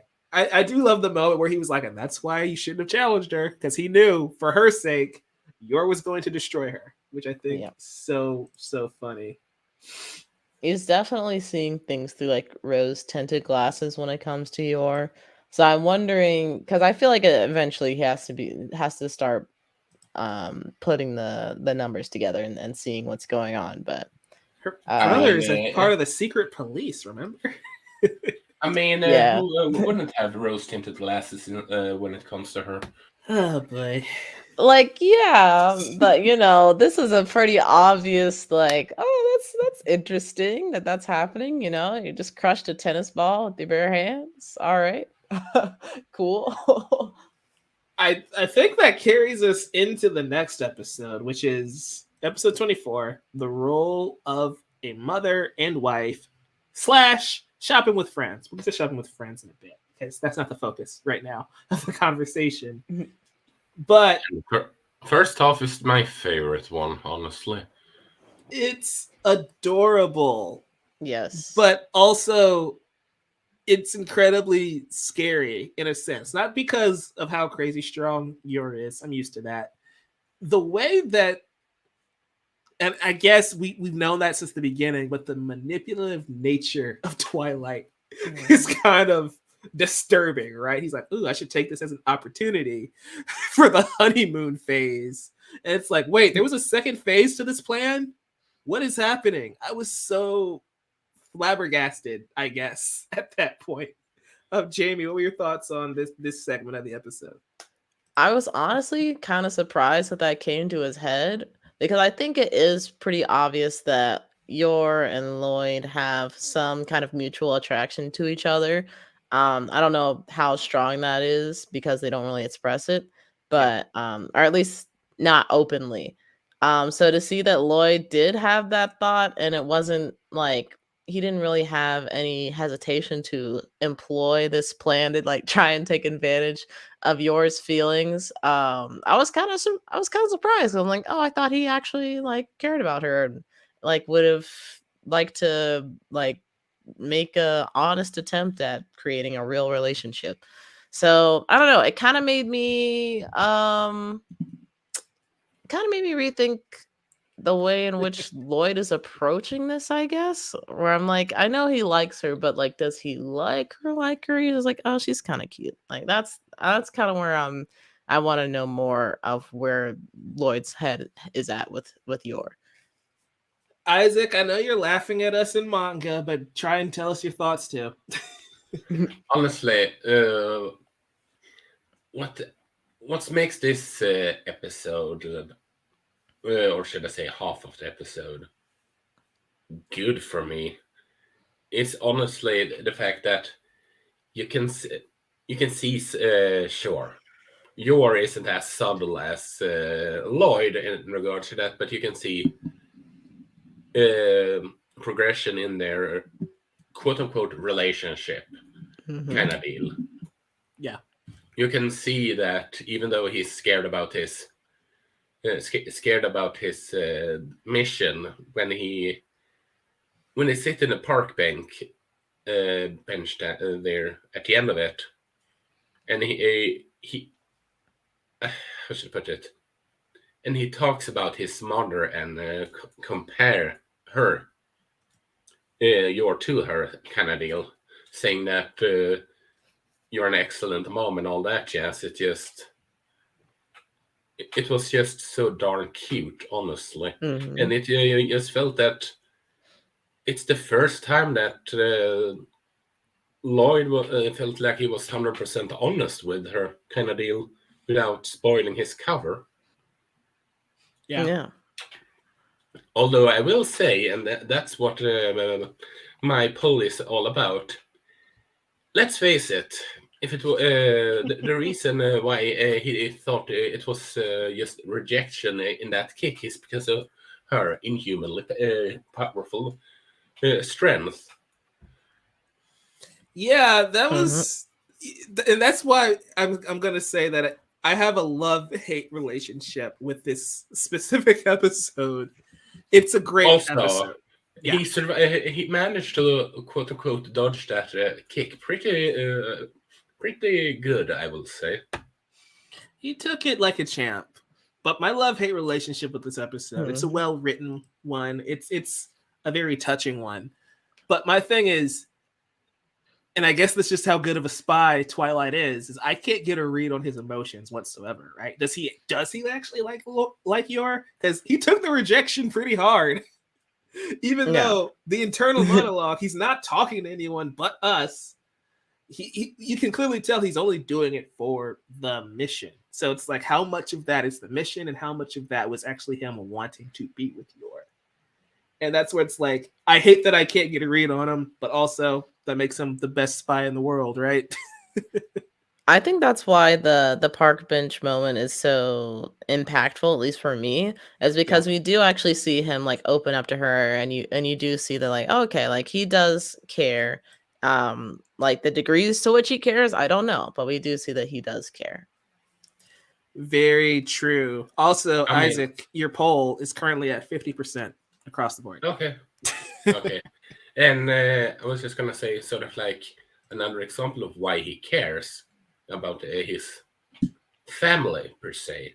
If you really go back to it, it's when he takes a drink with Frankie after he is think about what's next once that mission is over, and he got sad realizing what's gonna happen then.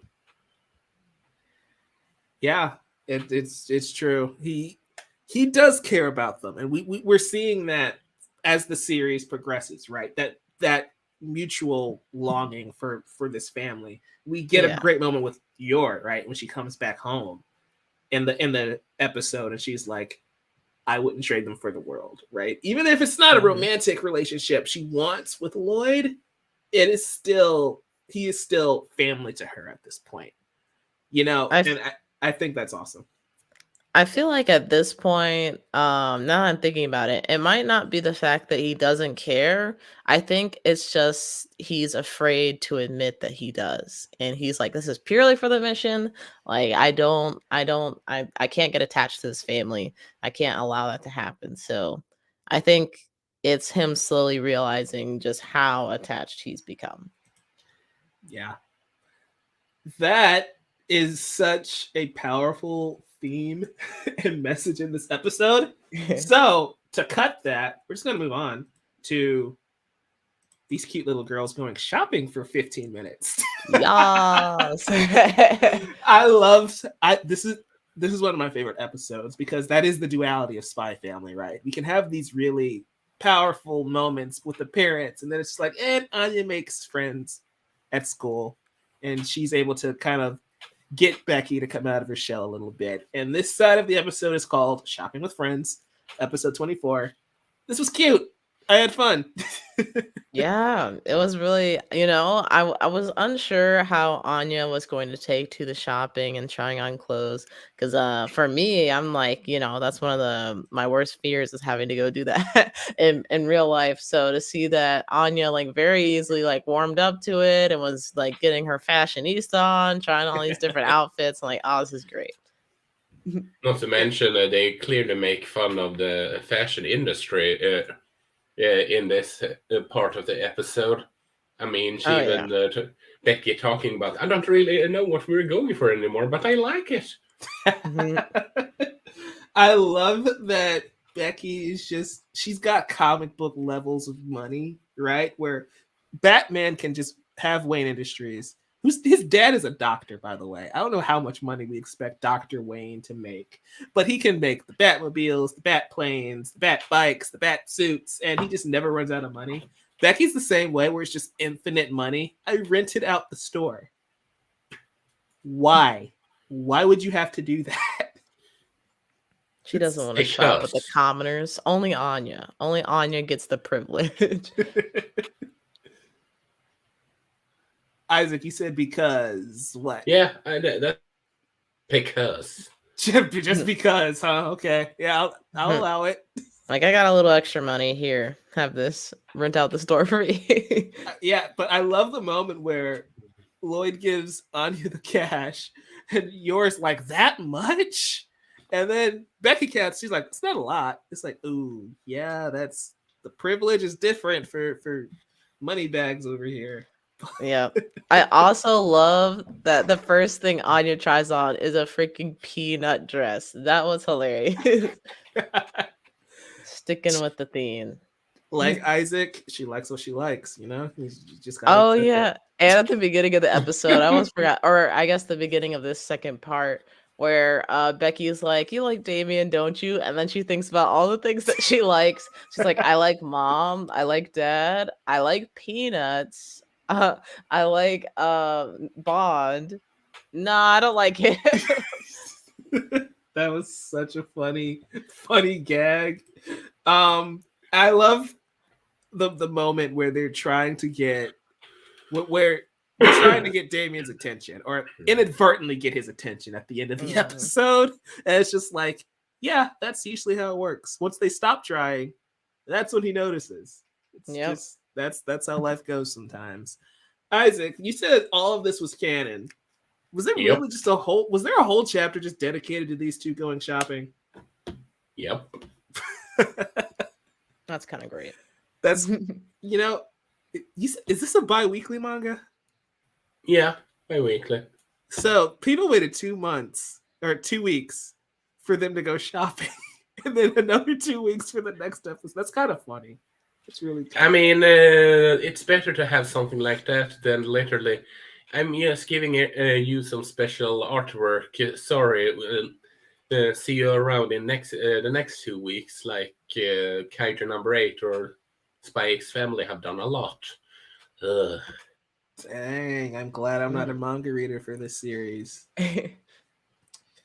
We get some background on Becky and see her bougie upbringing. Mm-hmm. I did not get that sense from the character at all up until this point. Like, I knew she was kind of snobby, but I didn't think she was that bad. What are your thoughts, Jamie, on like that reveal on how bad of a brat she kind of was prior to meeting Anya? I wasn't entirely shocked to see that flashback and to see that she was being mean to the other kids because towards the beginning of her and Anya's relationship, like she wasn't exactly being nice. And I feel like it was kind of a, I don't have friends, you don't have friends, like we can just be together for the time being, I guess, or whatever deal they had worked out until they actually became friends. Right. So to see her act that way, I wasn't super shocked. But I did like how they kind of brought her butler / driver, chauffeur, whoever, into this episode to kind of give us some of that background and to be kind of like the adult figure for her that was happy that she has a friend and has kind of changed as a character. I'm happy they brought that element in as well. But yeah, I'm not too surprised that she was kind of mean before. I was a little bit shocked when she said, "Oh, I don't want to go to that school with all those commoners." Yeah, I'm like, damn. She went full Angelica Pickles. That's what shocked me. Yeah. Like, I get like, dang, I didn't expect Becky to be that savage. I know that was crazy, but I'm not too surprised. Especially after she rented out the whole store and it's like, yeah, that's not a lot of money on you, but it's okay, you can hang with me. I'm like, oh yeah, I'm not surprised. Yeah, she's bougie to the highest order. Isaac, do you have any thoughts on how they handled Becky's character in this episode? It's not that hard to cover, really. It was just a cute moment, or should I say, cute moments. Yeah, it's very cute. And then they hit you with the outro, and then they hit you with that preview of the next episode that I accidentally watched. And I'm like, oh, dang, this is going to be a crazy finale. Oh, did they spoil stuff? Because I skipped it purposefully because I realized we only had an episode left, and I was like, oh yeah, I can't watch this. I can't watch this. Maniacal laughter ensues. But yeah, it was a great episode. I really love these 2 episodes of Spy Family. So I'm hoping we finish the season out strong. Good to know that there's another movie or a movie coming out in another season. Guys, did you have anything else you wanted to cover for these 2 episodes? I know we're kind of bouncing around a bit, but I need more Yor. I need more Yor for sure. I'm glad we have been slowly getting more, but I need the assassin freaking badass, no limits Yor. I need more of that. You should get a lot of it in season 2, depending on how they handle the chapters. Yeah, you and AJ say that, but I just want it now because season 2 is going to be what, 10 months from now? It all depends. Maybe. Jeez. I mean, we don't know how long in pre-production. For what we know, they could have started season 2 at the same time as season 1. It's possible, Yeah. but going off of how you and AJ are talking about the manga, I feel like they want to take a little padding break so they don't get too caught up, Yep, Yeah. that's understandable. I would also love to see more Loid and his relationship with his mom, because that was pretty cool to see this episode. Yeah, it was cool to see, and he even says that he doesn't remember her face, right? So I assume that they were separated at a very young age. So more Loid backstory would be cool. I'm glad he was able to open up to Yor and like that's the first. You guys are right. That's the first time he's ever said anything about I was anything. surprised. Yeah. Or he talked about himself as a human being. It wasn't even like what 2 or 3 episodes ago we just found out he does actually have a job as a doctor. So it's like we knew nothing about this man for like 20 episodes. So I'm glad we're getting hints. So if AJ's right and we get that in the movie, I'm happy. But if we get that next season too, I'm still happy as long as it comes. Yeah. I mean, honestly, I can see where AJ is coming from when it comes to it could suit for a movie instead, because it's a bit different compared to other stuff. It usually is the show. I'm not going to say anything more. That's fair. Guys, if you don't know who AJ is or what we're talking about, go check out the Jump Festa video if you're watching this on the replay. But yeah, does that wrap up this conversation on Spy X Family 23 and 24? Yep, I think so. I'm really sad that the season's ending, but it's been a fun ride. Yeah, it's been a fun ride, but the winter season should be kicking in very soon. And hopefully there's some new gems that we run into along the way. And we still got to talk about Mob. Still Mob. That's also coming to a close very soon. Mob has been insane. I need to get caught up. Maybe I'll get caught up over Christmas break. We'll see. But yeah, Isaac, you're the expert. Is there anything in the winter anime season that we need to keep our eye on? Because we're running out of shows, bro. Wait, just let me double check here. Just a second. Why Isaac double checks in just a second. You guys, if you enjoyed this conversation, make sure you give us a like and subscribe here on YouTube. If you're listening to us in your podcast feed, subscribe to youtube.com/theamateurotaku so you can watch us live, interact with us in the chat like Arc Winter's been doing, like Isaac was doing just moments ago before, just deciding to get off the battle bus and drop right into the conversation. Side note, we didn't mention this. I could find one. Nier Automata anime is starting in January. That's great, but you said you found one. I need to replace Mob, Chainsaw Man, and Spy Family. I need 3 shows, bro. I can check. I mean, the Sasuke one is in January also. Yeah. And didn't My Hero Academia continue with the second core rather quickly? You're missing the point. I need to replace these other shows. My Hero is already here. I'm already used to watching that every Saturday. Yeah, the second course starts on the January 7th. Well, this isn't necessarily a winter anime, but have you seen Lookism on Netflix? I have not. Lookism is pretty good. I'd recommend. It's only 8 episodes though, and you can binge it. So I don't know. You have take it week by week. Take it week by week. Purposely stretch it out to fill the void of Bleach bouncing your Blood War. Okay, you do what you got to do. It's been fun. Vinland Saga season 2 comes out in January. That's a good point. Vinland Saga is pretty good. That's a good point. Yeah. So there's good things ahead, at least for now, thankfully. But guys, if you enjoyed this episode of the podcast, like I said earlier, give us a like, subscribe. If you're listening to the podcast feed, give us a rating on Spotify, Apple Podcast. Helps us out in search, help us out in rankings. Going into the new year, we'd love for more people to discover the show so we can talk to them about anime. It's been a blast. Jamie, thanks for joining us for this one yet again. Where can the folks find you? Thank you so much for having me on. I really love these conversations and getting to talk to anime with y'all. I also, special request for me for Christmas, please comment down below some winter anime that you guys are looking forward to, because I also need to replace the void that's going to be in my heart next week. But as far as where you guys can find me, as far as where you guys can find me, you can find me on Twitter, if it still exists, at swiper-art. On YouTube, you can find me at swiper-art as well as at swiper_prime, which I use for gaming on all the gaming platforms.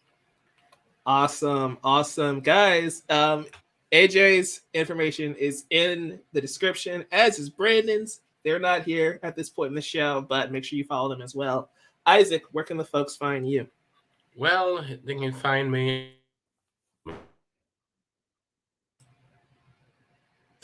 as long as that's on. I can't recall all my Instagram handle ever. Maniac92 on Instagram, and the Mad Doc Isaac on Hive Social. It's one word, so to speak. Nice. Guys, you can find the podcast wherever you get your podcasts. You can find us also on the Twitter for now, unless it gets nuked between now and New Year's Day when we come back at the Amateur Otaku. Yeah. You can find me at Novice Cinephile everywhere: YouTube, Twitter, Hive Social, Instagram. It's the Novice Cinephile. Slight variation there. And yeah, we're gonna be talking Chainsaw Man and Bleach when we come back. And of course, we gotta wrap up My Hero and then start again with My Hero once that new core kicks off. Can't wait to see the new intro, the new outro, and how they handle the war. Can't wait to talk the last episode of Spy Family when we return as well. As always, keep watching anime. Happy holidays. Take care. Happy holidays. Head up.